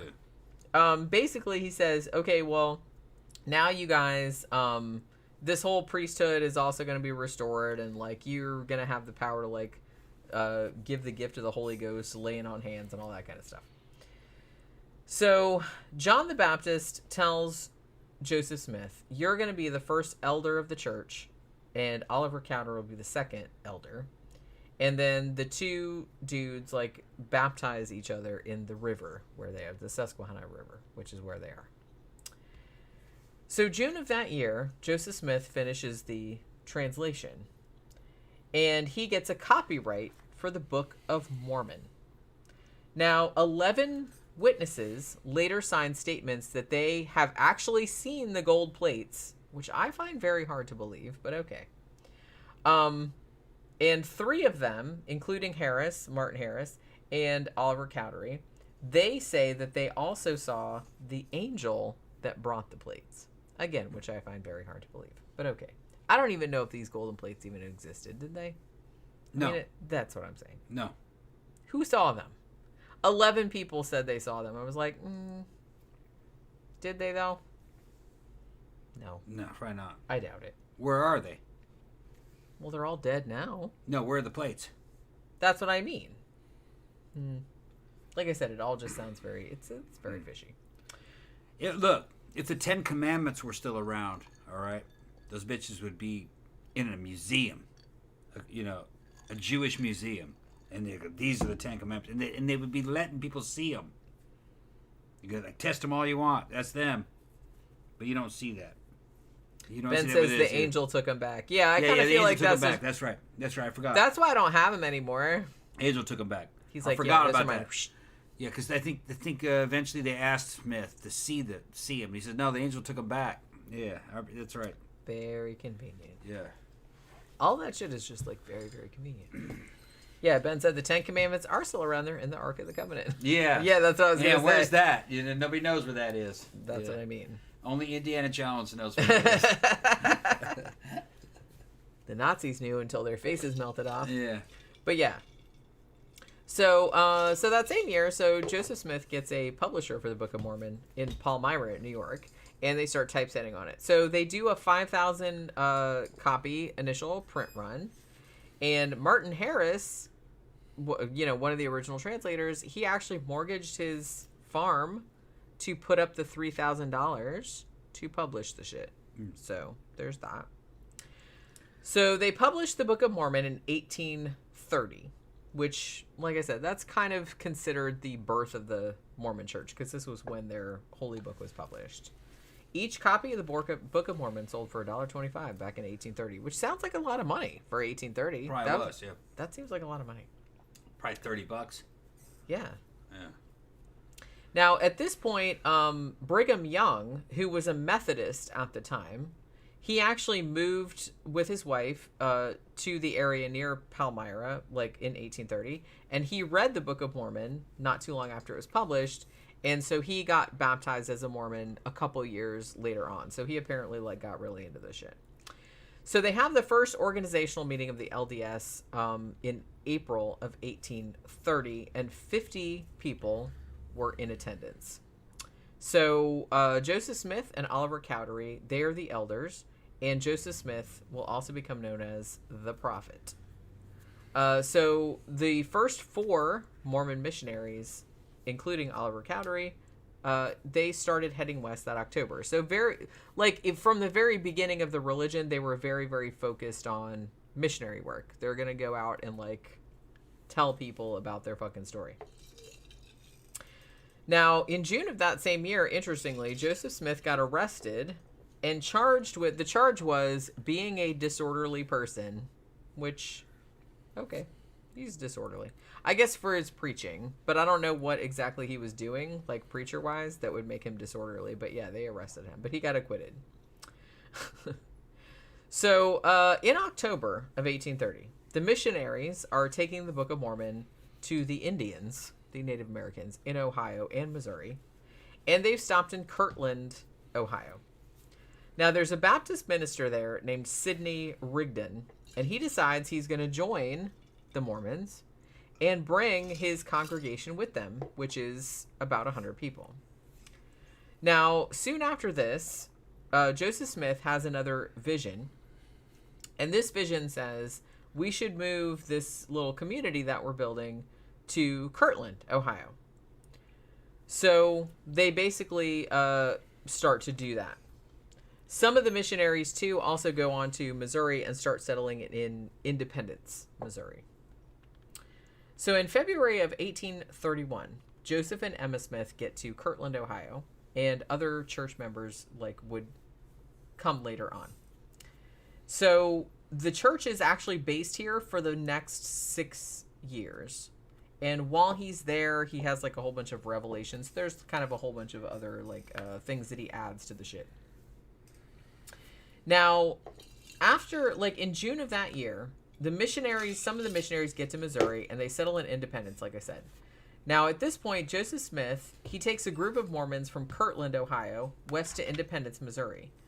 And then he says, well, God told me that Kirtland is going to be the new Jerusalem. So we're all going there. So in August of that year, they put a cornerstone down for a temple. And so about 800 members of the church, because it's growing pretty fast at this point, they moved to this area.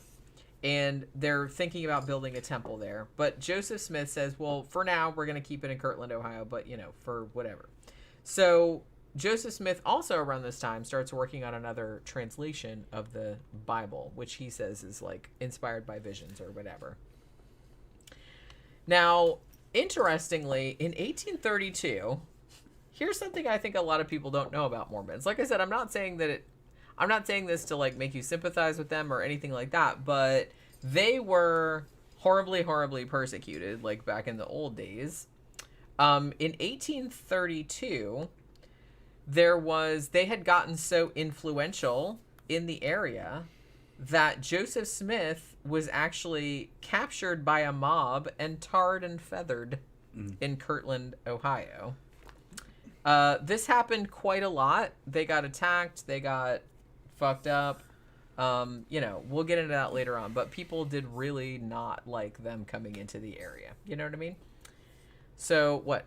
Tom Sykes is asking me about whether the girl that I showed, the Mormon princess that I went to prom with, whether or not she was a good lay for a Mormon. Look, man, that was not my girlfriend. She was a friend of mine. We went to high school together. She was one of the prettiest girls at school. She was real cool within the limits. She was not allowed to do a lot of shit. The Mormon Secret Service would come to school and check up on her. That was some weird shit. When you had guys in their fucking 20s and 30s in fucking suits and shit checking up on her to see if she was behaving herself. Yeah. Kind of cramps your style a little bit. Yeah, her dad was fucking important. So she couldn't date anybody. She didn't have a boyfriend. She was, she knew she was different than other people. She kind of wanted to fit in with everybody else, and in some ways she did, but she was very limited about what she could get away with and what she could do. No, man, we just had a fucking regular, clean date. I didn't give a shit. I had a girlfriend at that time. And at that particular time, the thing is at that particular time, I was dating a Japanese Brazilian girl named Norie. Norie Shibutani was her name. And Japan had a huge Japanese community. They'd been there since forever, before Brazil had it. Brazil had a big Japanese community before even World War II started. It was kind of funny. By that time I got there, they were mostly half Japanese, half Brazilian. So they didn't really look like Japanese people. They didn't speak Japanese. They were just Brazilian people. So it's not like I had to like be scamming on Mormon girls for my school or anything. I had a hot girlfriend, you know, so it didn't really matter. It was just, the thing is that you really couldn't take girls that weren't in your school to this prom. Just the way it was. You had to go to prom with somebody from your school. I didn't like rich girls. You know, I liked middle class girls, and she was a middle class girl. I didn't like Brazilian rich girls, especially. They were fucking problematic. Whiny, crybaby, pampered. I hated that kind of shit. Oh, that's all I was saying. Okay. Yeah. Let me see. Where Elizabeth Jackson, I love the kitty. We love the kitty too. She's like our baby girl. Michael K. One Holy Catholic Apostolic Orthodox Christian Church. I'm a Russian Orthodox Christian, and I will not mess with spiritual things outside of the church. I dig your channel and mindset. Thank you very much. Thank you. That's very nice of you. Yeah, Russian Orthodox are back on the rise. That's another big church. Yeah, that Americans don't know about. But the Russian Orthodox, they're also kind of like they're the shit. That's the fucking Catholic Church of the East, without a lot of the bullshit that the Catholics were doing.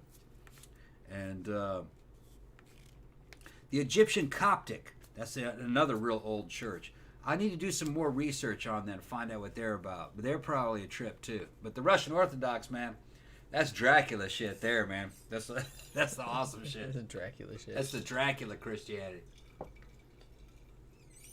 So yeah, Joseph Smith got tarred and feathered in 1832, is what I'm saying. So they start building a big Mormon temple in Kirtland, Ohio in 1833, which took 3 years to finish. Also around this time, Joseph Smith published another book called the Book of Commandments, which was like his whole thing of like revelations. Now later that year, the Mormons that were in Missouri, they started getting persecuted by other people, because like I said, people were really not receptive to the Mormons like moving into their area. The printing press on which the Book of Commandments was printed, a mob came in and destroyed that, so you know. And mobs basically like started beating up on all these fucking Mormons and shit like that, so they were kind of forced out of Jackson County where they were, and they got sent across the Missouri River to Clay County like pretty late that year. Actually they were trying to like fuck up the book too, like they had to like scoop all the pages out of the mud and shit like that, so you know. At this point, Brigham Young also arrives in Kirtland, Ohio. Later on, in 1835, they published a book called Doctrine and Covenants, which was 138 of Joseph Smith's revelations. And, you know, just that's another kind of like big book in Mormonism. In 1836, again, the Mormons that were in Missouri get run out of Clay County to another more remote county, Caldwell County and Davies County. That's where they got moved to in the northern part of the state because people were just like not having it. So yeah, they did that. So March of that year, they have 1,000 worshipers, and they finished their temple, and they're doing their temple dedication ceremonies. And a bunch of them said that a whole bunch of like magical shit happened, man. It was just like winds rushing through there. They saw a pillar of fire. Angels were showing up. It was a whole thing. It was a whole vibe that they saw. Now, apparently, during this dedication ceremony, there was another visionary experience in which Joseph Smith and Oliver Cowdery, who was like the second in command or whatever, they went behind, I don't know. Okay. So they went behind this veil, and this, where the elevated pulpit was separated from the rest of the temple, right? And then I don't know. This doesn't make any sense to me.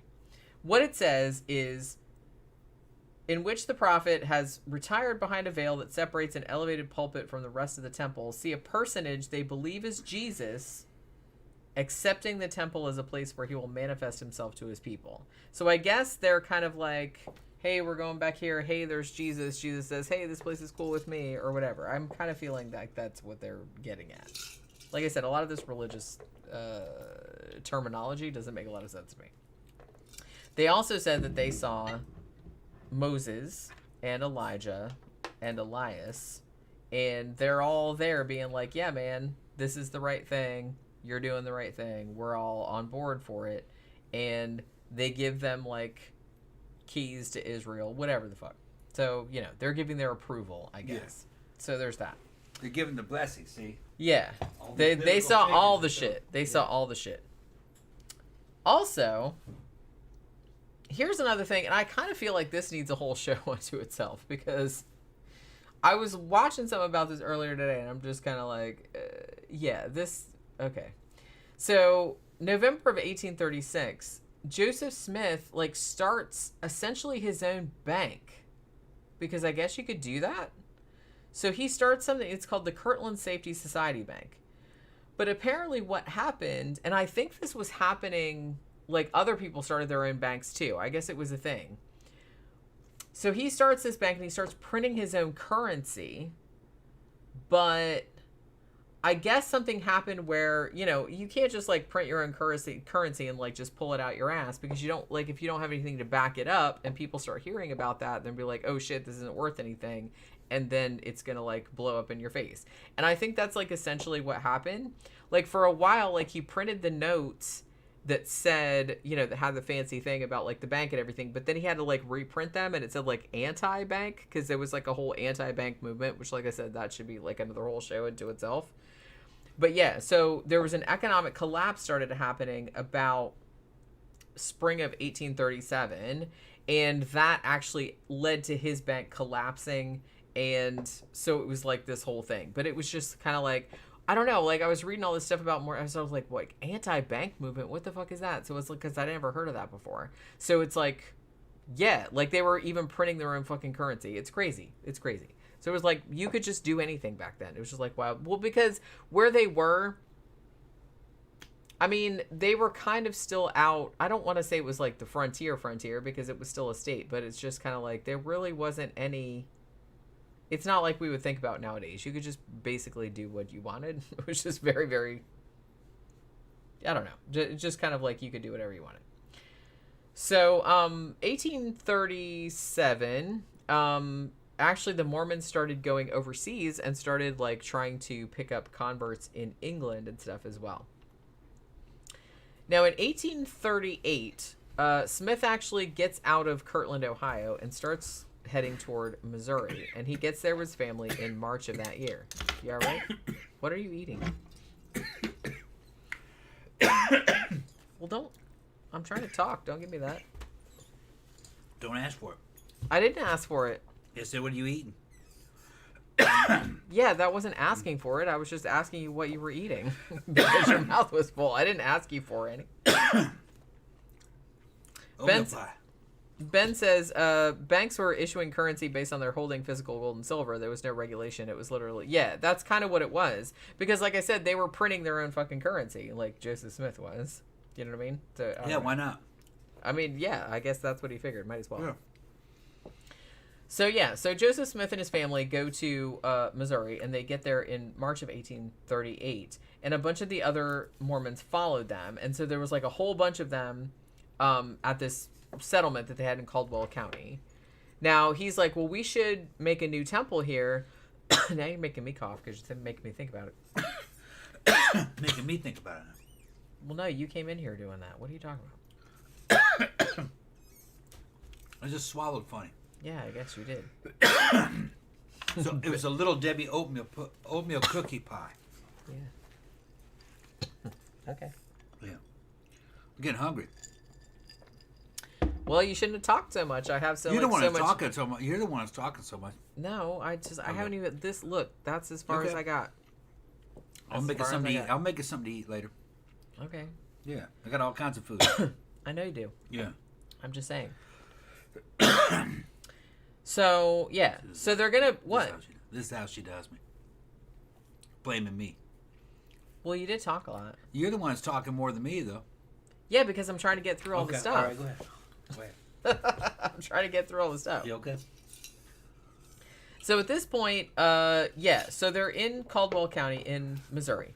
So he's like, we're going to build a new temple here. We're just like rebooting the shit. So he excommunicates a bunch of people that had started out with him, including Oliver Cowdery, who was, like I said, his like second in command.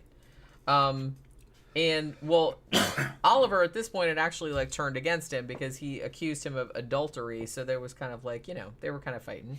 So yeah, so he excommunicated him.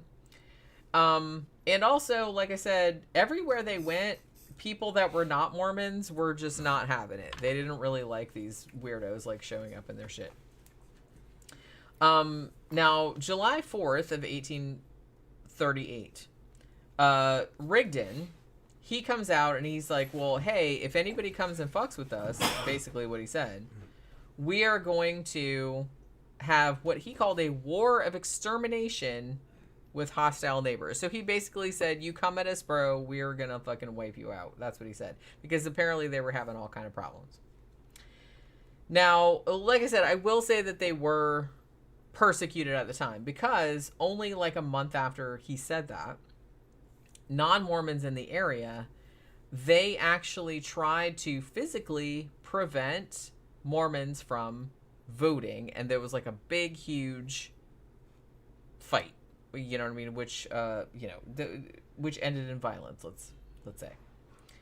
Now, after this particular incident, the governor of Missouri, whose name was Lilburn Boggs, if you can believe that, that's a real name, he basically said, and this is true, he said, all Mormons should either be driven out of the state or wipe them out. Like, he basically said, exterminate them or get them the fuck out of here. We don't want them here anymore in Missouri.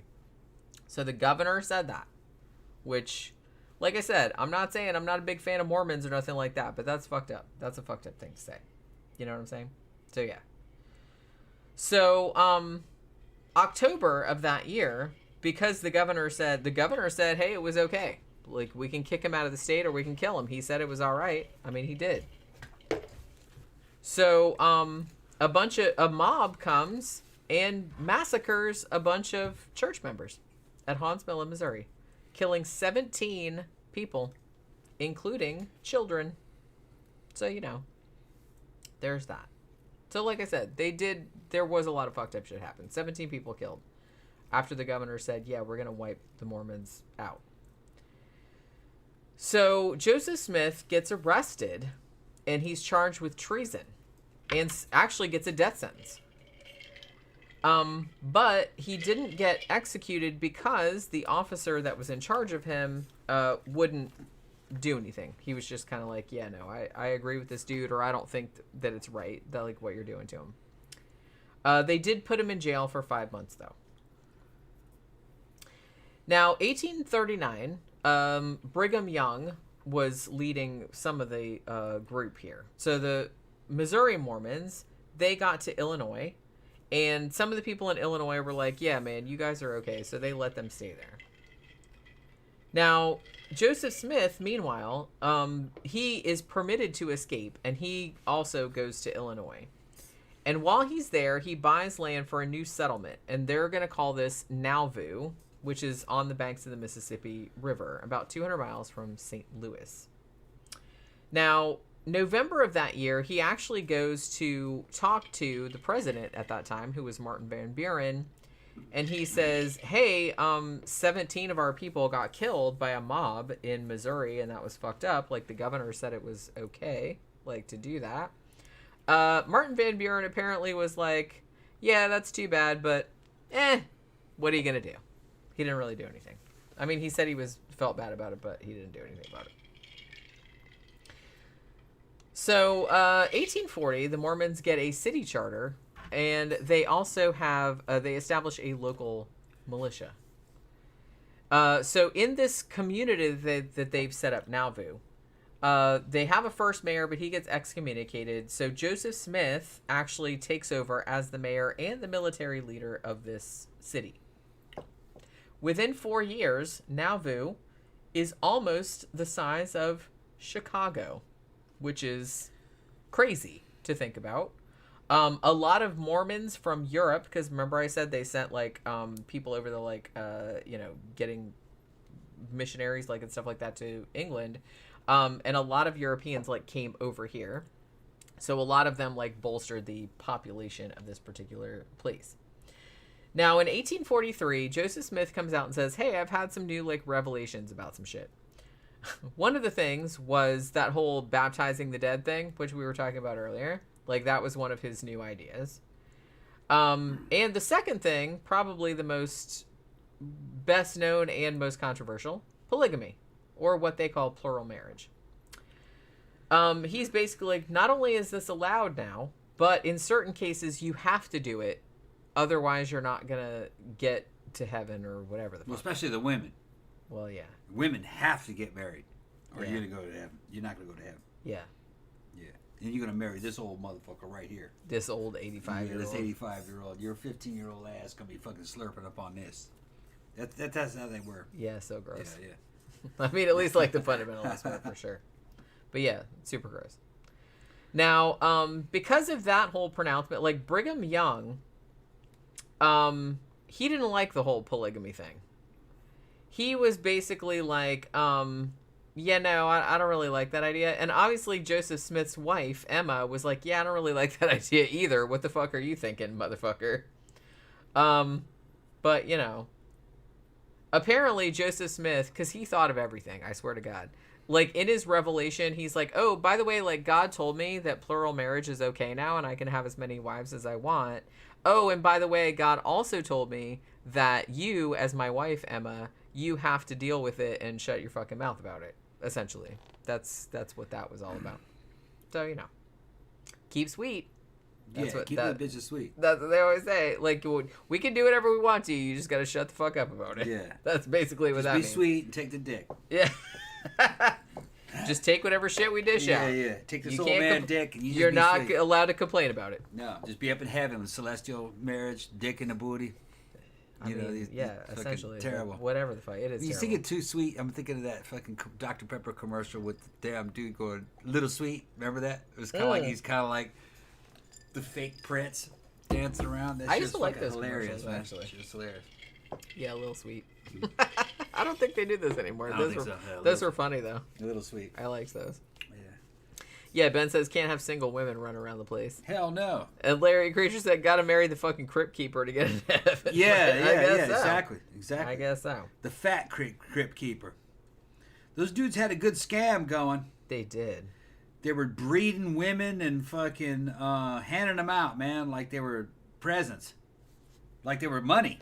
Well, yeah. Well, Here, and you build this and I'll give you this girl. yeah, Yeah, that's what they were doing. which is like Well, that cult was doing it. You know what I mean? Like I said, I don't want to put it on the mainstream ones, but, you know, that particular fucking Mormon cult was doing all kinds of... yeah, they were totally doing that. Yeah. It's like, hey, if you like let me marry your 15-year-old daughter, I'll give you this 35-year-old lady. Yeah, that was like, a weird as one thing, of your too. wives. Remember, that was weird. Dude already had 2 wives in their 30s. He gave him another 30-something-year-old for his 15-year-old. It was like, there's some depreciation going on there, man. That's Like, nice. and your 15-year-old daughter should have been worth, you know, at least another 15-year-old. That's fucked up. I don't Tom. really understand how that, you know, that's not good. It's so gross. Like just this whole Yeah. like fucking. That's not a good exchange rate, you know. It's just, well, I'm a high-ranking church member, you know. I'm not an can give iPhone. me You your can't just like fucking trade Yeah, me for some other you shit. Give That's me your fucked up. You give me your I'm a 15-year-old, person. and I'm going to give you this 33-year-old. She's used condition, but it's okay, man. You know, fucking. I'm gonna give you this mildly used 33-year-old. Yeah. That's what was happening. I can see the Craigslist ads now. Here's her fucking 2 children too. You take those with so with messed her. up. You know. That whole It's mindset. like, oh, well, thanks, that man. whole mindset is so messed Thanks, up. man. Thanks. I appreciate it. Oh, thanks for giving me this raggedy ass old Right, woman. there's that 33-year-old with her 2 children. Thanks, dude. Yeah. For the hot 15-year-old. Yeah. Oh my god, we're That's gonna what get they so were thinking. demonetized. Yeah. That's what they were doing. I know. They were, like I said, That's exactly what was going on. that's what they were doing. We don't They just- think that. they That's just what didn't they were have, They just thinking. didn't have a player like me in there, because I would have fucking objected to that. I was just, no. I'm not taking a 33-year-old with 2 kids. for this 15-year-old. You're gonna have to fucking, you're gonna have to match me with some other shit here. Okay, well, if they're gonna be in their 30s, I want 3 of them. You know what I mean? He didn't even come back with that. Give him a counter offer. It's like, nah, it's not enough. I need 3 of them, and they can't have any kids. So Zach says, can't have women run around womaning everywhere. Hell no. Right. They'll fuck the place up.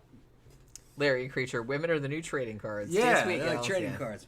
Zach says she only slightly has beef curtains. $55.99. Yeah. Beef curtains with a touch of tuna. Well, it's like, I could just leave her on the side of the road and maybe somebody would like pick her up from the curb. But you know what I mean? Yeah. Let's put her on like Facebook Marketplace. Or Yeah. some shit like that. What are they like? What the fuck? What the actual fuck? That is a human being. Yeah. Jesus Christ. These women are not. What's funny is that look. In the universe that me and Jen come from, women don't age out at 30. Okay, they were in there. Okay, look at our friend. Our friend Soph just hit 30. She feels like, God damn, I'm getting old. And I'm like, well, gee, what does that say about that? What does that say about me then? Because I'm 20 years older than that. But I could be her mom. But I understand it, man. When I felt the same way when I fucking hit 30. I felt like I was getting old too. You don't even know the fucking half of it. No, you're not old really at 30. Unless you've had a bunch of kids, and you're living out there under those conditions that you see there in this program that we were talking about. But anyway, yeah, that's all I'm gonna say about it. Larry and Creature says you are 50. Yeah, I'm 50. And I'm almost 54. Yeah, Tom's 54. Yeah. Yeah, I'm 50 years old. I was born in 1972. And Soph's probably going to be on the show here in about a month. She's coming down. Don't pressure her, though. Like, She's I know coming. she doesn't like to do it. But, Yeah, she was. We had her on the show once before, and she got. I get it. Everybody started fucking hitting her up on her damn cell phone and shit, and she got bashful and fucking disappeared and wouldn't come do another show again. But she's changed though. She'd be okay. We're gonna have her on the show. Should be fun. I always got weirded out doing this too, like Yeah. at first, but I got used to it like pretty. All those quick. dudes started because I'm very like introverted too, but all y'all perverts I get started it. throwing yourselves at the damn girl, and fucking she's like, "Oh, I'm getting scared." She had a boyfriend at the time, so we'll see. it is a lot. It is a lot to deal with. Like, But she's probably only gonna come down for about 4 or 5 days. I know. I'm looking forward to it. It'll be fun. Yeah. Yeah, she stayed with us before. Yeah. Larry Creature said, "Dude, you guys look great." Well, thank you very much. Thank you. Yeah, but It yeah, ain't- I'm totally natural. 50. It I, ain't- I feel it too some days, Yeah. but It ain't natural. and the thing about it is like I don't know. I never really think about. I don't know. Sometimes I think about it, but it's not really that big a deal, I guess. I just haven't really. I never thought about being like an old person. I never really saw myself that way. No, I don't started either. going that way, and then fucking I immediately started fighting that shit. I fucking went on HRT and just started fucking working out. If I'm gonna be old, I'm gonna be fucking hot and old. And they got dudes in their fucking 80s. I fucking see pictures of them. They're on HRT and do all kinds of shit. This motherfucker's 70 something, 80, and the motherfucker looks good. That if I'm gonna die, I'm gonna die like that. I'm gonna die He strong. wants to leave a good-looking corpse. It'd be a good looking 80, 70. Not like these motherfuckers are seeing in this story. He's like fucking 80. This I have to nasty-ass say that even the young nasty- guys in this Yeah, still look creepy. yeah. They all look creepy to me. Maybe I don't know if that's just because I know what they're up to, so that Yeah. just like makes them look creepy to me. Hormone supplementation, people. Supplement your hormones. And if you can afford it, and there's ways to afford it, you'll see. Get on the internet. Zach says, leave her in the trash can so a neighbor can take her like my mom took that old chandelier from our neighbor's trash and restored it and put it in our kitchen. That's what I mean. See, when I get like too old and broken down, I'm just going to go sit on the curb and hopefully somebody will pick me up and put some shellac on me and, Jenny's still prime real estate. Jenny's talking shit. She's still prime real estate. She's just fucking... No. It's just such a funny, I don't know, it's just a funny idea to me. Like leaving you outside like an old IKEA bookshelf or some shit. It's just very funny. But it's like the way that they talk about women, that's what it sounds like to me. Like they just sound like they're... Well, they're mundanes. Those That's dudes are what they're mundanes, talking about. and not only those dudes weren't sexy, those kids weren't sexy either. Nobody was sexy. Nah, they're a bunch of dorks. Yeah, and like Yeah. not, like I said, not even cool. Because some dorks and nerds are dorks. cool, but it's like these are like bad dorks. Yeah. These are like I said, I can't hang with people like that. You got like all these restrictions on your thought processes and stuff. Too many I just restrictions. They can't. weren't growing properly or developing properly, mentally and physically, really, and they didn't have any style. They just it's a shame. It's a waste of cute girls, really. Well, it's There's a waste of everything. waste of It's a cute waste. girls. I mean, those people could just be regular, normal people. These girls we're talking about got out of this shit, and they're in that program, and they look better now than they did when they were young, and they're not young anymore. They're 30s and 40s, and they're far more attractive. Well, than when they were. Can I 'Cause just they're say just normal people now, and they got Yeah. normal fashion. And Can I they're- just say too that it's like I really admire people that were able to like, especially like, because some of the women that were on that show, like they were born into that stuff. They Yeah. didn't know any different. Yeah. And the fact that when they were teenagers, they were just like, yeah, I don't like this, Yeah, even though they didn't know any better, and they're just like, they just walked out. Yeah. Not really knowing anything about like the wider world or anything like that. I'm like, that is really, really ballsy. And the fact that they fucking did that and seem like they got their shit together is amazing. That's amazing. And they were being used as trading cards by a bunch of powerful church people. And when you look at these dudes, they're beta. They're beta as fuck. These church dudes. They were just fucking betas. You know? It's not like these were fucking alpha fucking predators or anything. Man, these dudes were a joke. They were a fucking joke. Like I said, it's a very isolated. Well, in this Yeah. particular case, it's a very Yeah. isolated community, so it's not like. And that from a very young age, they're encouraged to not have self have those- awareness or agency or to have any will. Yeah, They were I trying mean, to have particularly a- the girls, they Yeah. just taught them their whole purpose in life Yeah. was to service. Well, that one started to question it, and her that guy that she likes tried to run off, but then Yeah. that shit didn't work out. They tried, but they didn't have the skill set to escape, really. And see, that just That's the problem. And I was saying to you last night, I was like, that just goes to show that it's like the shit that they're doing is not natural or like No. not right, because even teenage girls that know nothing else, that were brought up in that, like they get to 12, 13, all this stuff starts happening, they're like, ew, this is gross or this is not right, and they start like having crushes on boys or whatever it is, and it's just kind of like they're like, I gotta get out of here. So the fact that even, you know, it's not even like they had a normal upbringing and then they ended up in that shit like later on. They got brought up in that. That's all they know. Yeah. But they still know that's fucked up enough that they are willing to like run the fuck out of there. Yeah. They didn't make it, though, I don't think. One of them did, I guess. The one did, The yeah. one did, yeah. I mean, okay, I was friends with a girl down in French Quarter in New Orleans. This is back in the late 90s. She was a goth girl, and she came from a rough background that was abusive. And because it was still a normal family, she was able to run, you know, and she could function. And she ran away, and fucking a dude that was in his early 20s saved her. She was underage, though. But he didn't mean any harm by her. He knew where she came from, you know. And a few years later, she was legal, you know. And she turned out fine. But this is just between goth people and normal life. And legally, that shit, it was like, hey, man, she ran away and fucking ended up with a dude who was like fucking, you know what I mean, was of legal age, and she was illegal. It was the situation she was running from, you know. And they were just normal people. I wouldn't send that. They would... If you were to get all legalistic, you'd put that dude in jail. Like, you're abusing that young girl. No, he saved that young girl. It's hard to fucking make a judgment on that shit. You know what I mean? Well, not everybody sucks. I mean, not everybody sucks. The thing about it, like most Yeah. of the time, people suck. Like anytime like an older dude like saves a younger girl like that, 99% of the time they suck, and like they're just doing it for horrible reasons. But that's not what always. No, he was in his mid-20s and she was in her teens. You know what I mean? And he had the ability to take care of her, and he did. She couldn't go back home. Not with that. Not with that shit. They didn't really even want her back. Right. You know. So what are you going to do? Send her to some kind of fucking group home or something? Yeah. You know, she just was this normal goth chick, and he was just normal goth. Dude. Well, that's what I mean. It really, you really really do with have her to age. look at the Right, yeah. situation at hand and see what's going on. Yeah. You know? Yeah. It's not all cut and dried.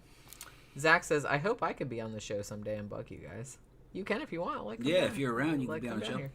Zach says, I Googled Mormon gay porn earlier because how couldn't I? There was Mormon gay porn? And it was interesting. Okay. Gotta be terrible. I'm going to have to look at that gotta be shit later terrible. on and see how that goes. Larry and Creature said, I thought you were like mid-30s, Jenny. You freaked me out. Must be a No, vampire. we're both in our 50s. Yeah, I just turned 50 last September. Okay, yeah. Last September.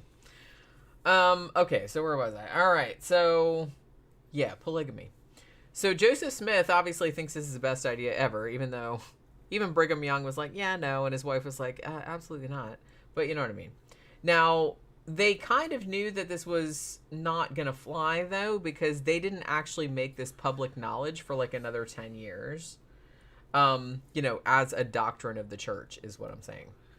But still, rumors about it got around, which didn't help endear the Mormons to the locals who were just like, oh, Jesus Christ. Now they're like fucking marrying all these women and all this other kind of stuff.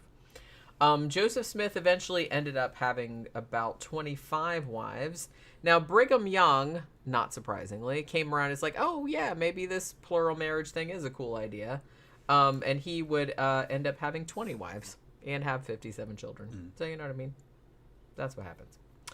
1844, Joseph Smith says that he's going to run for president of the United States.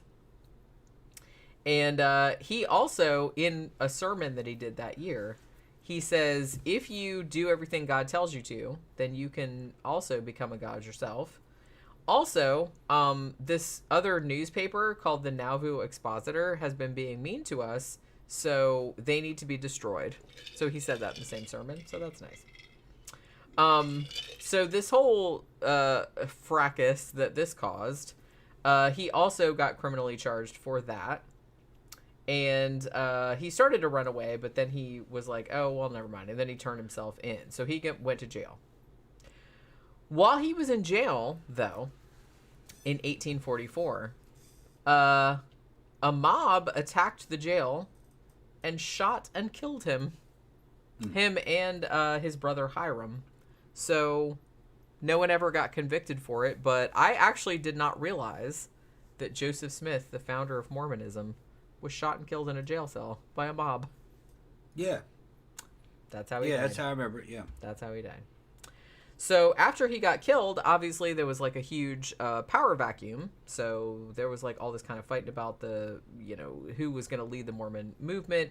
And they were kind of like, well, are we going to go with the, you know, whoever survives from the Smith family? Or are we going to go with whoever is the members of the first presidency? They had the thing called the Council of the 12. Are we going with that? Or there was like some other people that were like jockeying for leadership. So at this point, it kind of like went off into a bunch of different factions. So basically after that, after Joseph Smith got killed in 1846, a bunch of the Mormons, not all of them, but a bunch of them, they left Nauvoo, and they did like this big westward march. Now, some of them went with this one guy who was like a potential leader whose name was James Strang, and they settled down in Michigan. Other ones followed the other guy, like that Rigdon guy, and they went east, and they went all over the place. Now, Brigham Young, who at that point was the head of what they called the Quorum of the 12 Apostles, who was like, you know, a body that was the church leadership, he is the one that kind of like directs this whole thing. Now, so 4 months, him and a bunch of the Mormons, they go about 300 miles, and they go along like the Missouri River, and they had to wait there like for the winter and stuff like you had to back then. So they were kind of like trying to find a place of their own. Now, in April of 1846, Mexican troops started firing on American soldiers who have been placed by President James K. Polk in a disputed part of Texas. So the U.S. actually declares war on Mexico in May of 1846, and actually a Mormon battalion of 500 soldiers enlists, although they aren't actually in any battles at that point. Now, in April, April 30th, they finish the Nauvoo temple, and they dedicate that. Now, in 1847, I guess there's kind of like this whole, the Brigham Young and that whole group that he was with, they got to the Great Salt Lake Valley. Now, Brigham Young, who is actually going to become like the church president later that year, this is where the Mormons are going to be. And because at that time, Utah was not a state. So this was outside the boundaries of the United States. So it's like, we can do our own shit out here. So they kind of like mark off their land. That's going to be the temple. And then they start laying out the city streets. So you can see why Salt Lake City nowadays is such a Mormon haven. I mean, they got there. There was nobody there. They built it. You know what I mean? So yeah, that's where Salt Lake City came from. And that's why a lot of them are still there nowadays. There's also like some shit about the gold rush. I'm trying to like kind of go through some of this stuff because we got really behind. But you know what I mean? Let's see. Yeah, Salt Lake City, blah, blah, blah.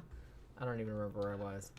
Brigham Young actually got appointed governor of Utah when Utah is made a U.S. territory in 1849, and Brigham Young got appointed governor in 1850.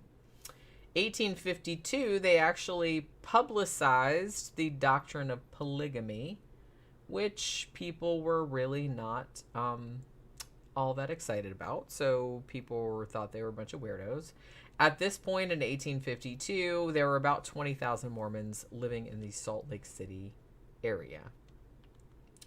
And so, like I said, it had split off into a bunch of different factions at this point, because I feel like the polygamy thing was maybe one of, I don't know if it was the biggest thing, but it seemed like it was one of the biggest things that divided the Mormon lay people. They were just like, some people were kind of like, oh yeah, that's cool, but like some people were like, yeah, nah, we're not doing that.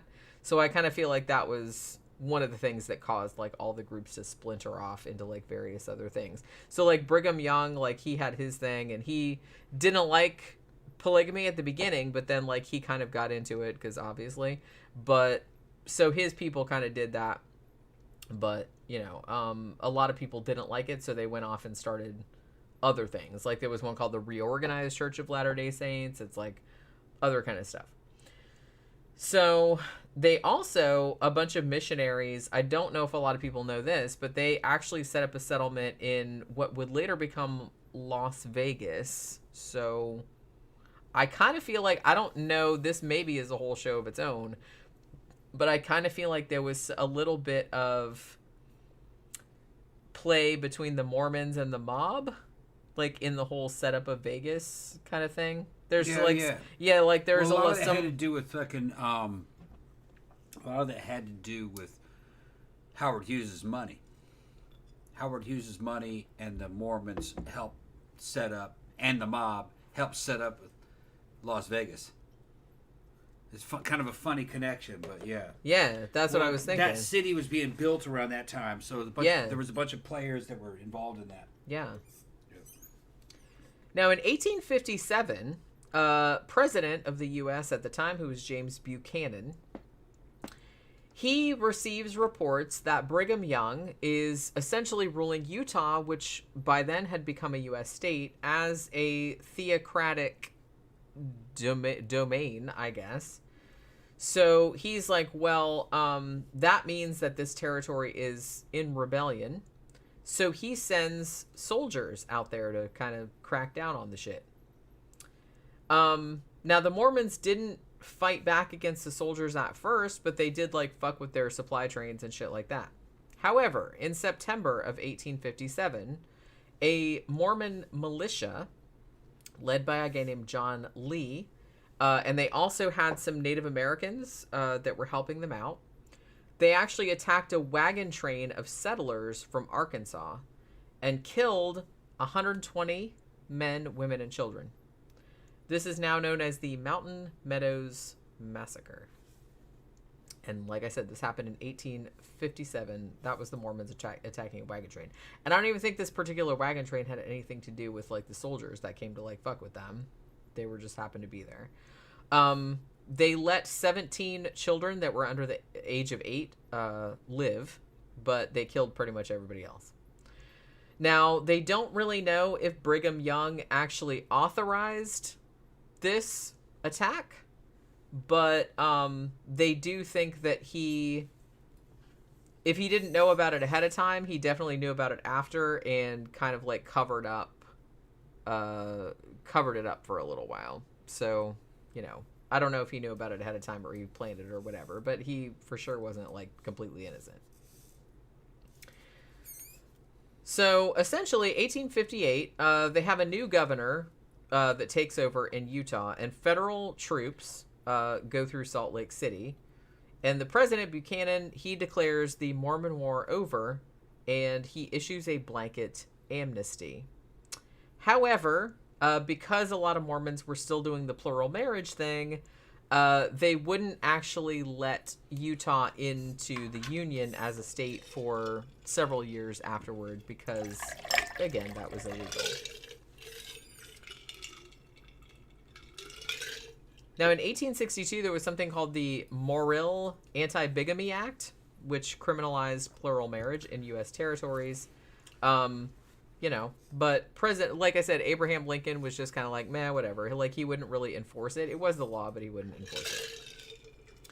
So, a couple of years after that, like in 1871, the anti-polygamy activity, like, people got really offended about it. Brigham Young got charged, but he didn't get convicted because, like I said, they weren't really, you know, doing anything about it at that time. Now, in 1875, John Lee, who, like I said, was responsible for the massacre where they killed 120 people, he became the only individual brought to trial for the Mountain Meadows Massacre. The first trial that they had was a hung jury, but the following year he was retried and convicted of murder, and he was eventually executed, but he was the only person punished for doing that. Like I said, they did kill 120 people. Brigham Young died in 1877. Yeah.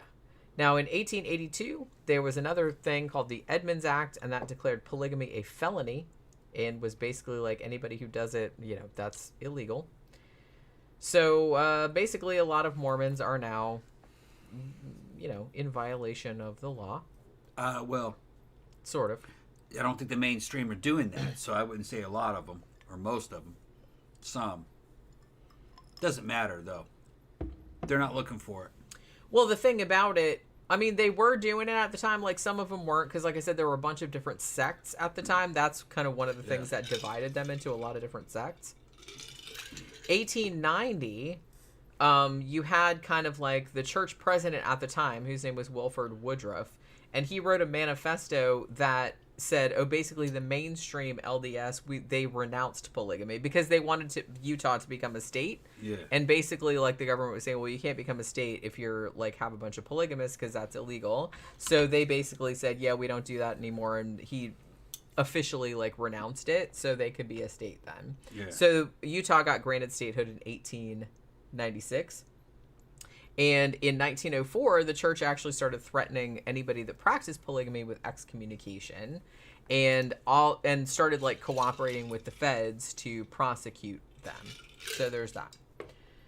So by 1953, the LDS Church, I guess the mainstream one, had more than 1 million members. And like I said, nowadays they have almost 17 million, and that's like around the world.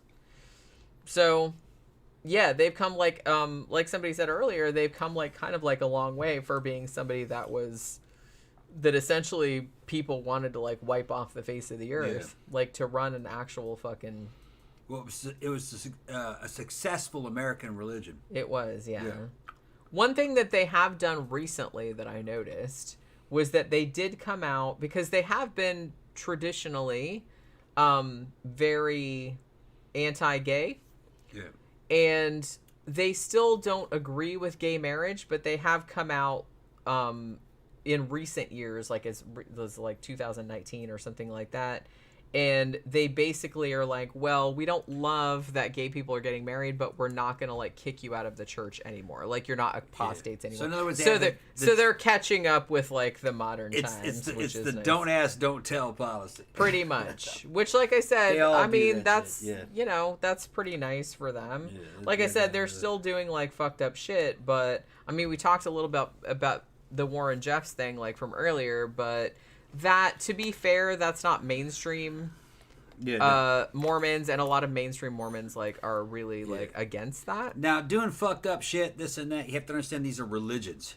Religions do fuck up religions shit. from That's day kind of their one thing. is about doing things that are kind of against the mainstream culture. If it was just mainstream culture, it wouldn't be a religion. Religions have to differentiate themselves. So that's just what they do. So I'm you know. If you don't expect any better. You don't expect any better. It's like I don't expect any better either. We have to have a religion, but it has to conform to everything that mainstream culture does. Well, it's no longer. Well, then it's don't not bother a religion. having it. They don't bother having that religion. Right? Yeah. That's just what they do. Like I said, I'm pretty like open. Like I don't Yeah. believe any of that stuff, but it's like, look, you can believe whatever you want to believe, until it starts infringing on other people's shit, Yeah. and then we're gonna have a problem. If you're just keeping shit to yourself, then fine. I don't give a shit about that. You hungry? Yeah. Let's make it something to eat. Go ahead and All shut right. it down, Jam. All right. I didn't even get into. I thought you wanted to talk about like the dude that did all the. Well, shit, we've been going on for 4 hours. No, 3 hours and 25 minutes. Yeah, okay, it's 4 hours. Okay, go ahead and shut it down. Well, I guess we don't have time to do that. No, there's no All time right. for that. Well, that's what happens. The show's overtime. It went overtime. Julia says Pat Monster Cat sent me. Okay. Okay, Look, wait, yeah, you yeah. just got here? Yeah. Oh shit. He Sorry. sent me an instant message that people he worked with, he gave out a bunch of links to our show. Oh, okay. Yeah, he's gonna be coming down here soon. He's gonna hang out. That's good. Yeah. I mean, Him and I his guess wife. you might have to like watch it not live. You have to watch Yeah. it like recorded because we've been going for 3.5 hours. Yeah. And we're kind of ready to turn it in, man. It's ready been a to good turn show. it in and go Yeah. get something. What were we gonna watch? Oh, we were gonna watch the Grease thing. We'll watch Grease for television live. He wants to watch Yeah. that. That sounds fun. I mean, you know what I mean. It's almost 9:30 though. I'm gonna start cooking something. All right, so we're gonna go Yeah. have some dinner. So thank you everybody for dropping by. I didn't get into everything that I wanted to get into, but like I said, it was we could save it for another show because it was kind of like a lot of information to convey. But yeah, so hopefully you guys enjoyed hanging out with us this evening. We always enjoy hanging out with you guys. Thank you for stopping by. Thank you for all your super chats. And we will see you guys again on Friday night for the Sidetrack Show. Good night.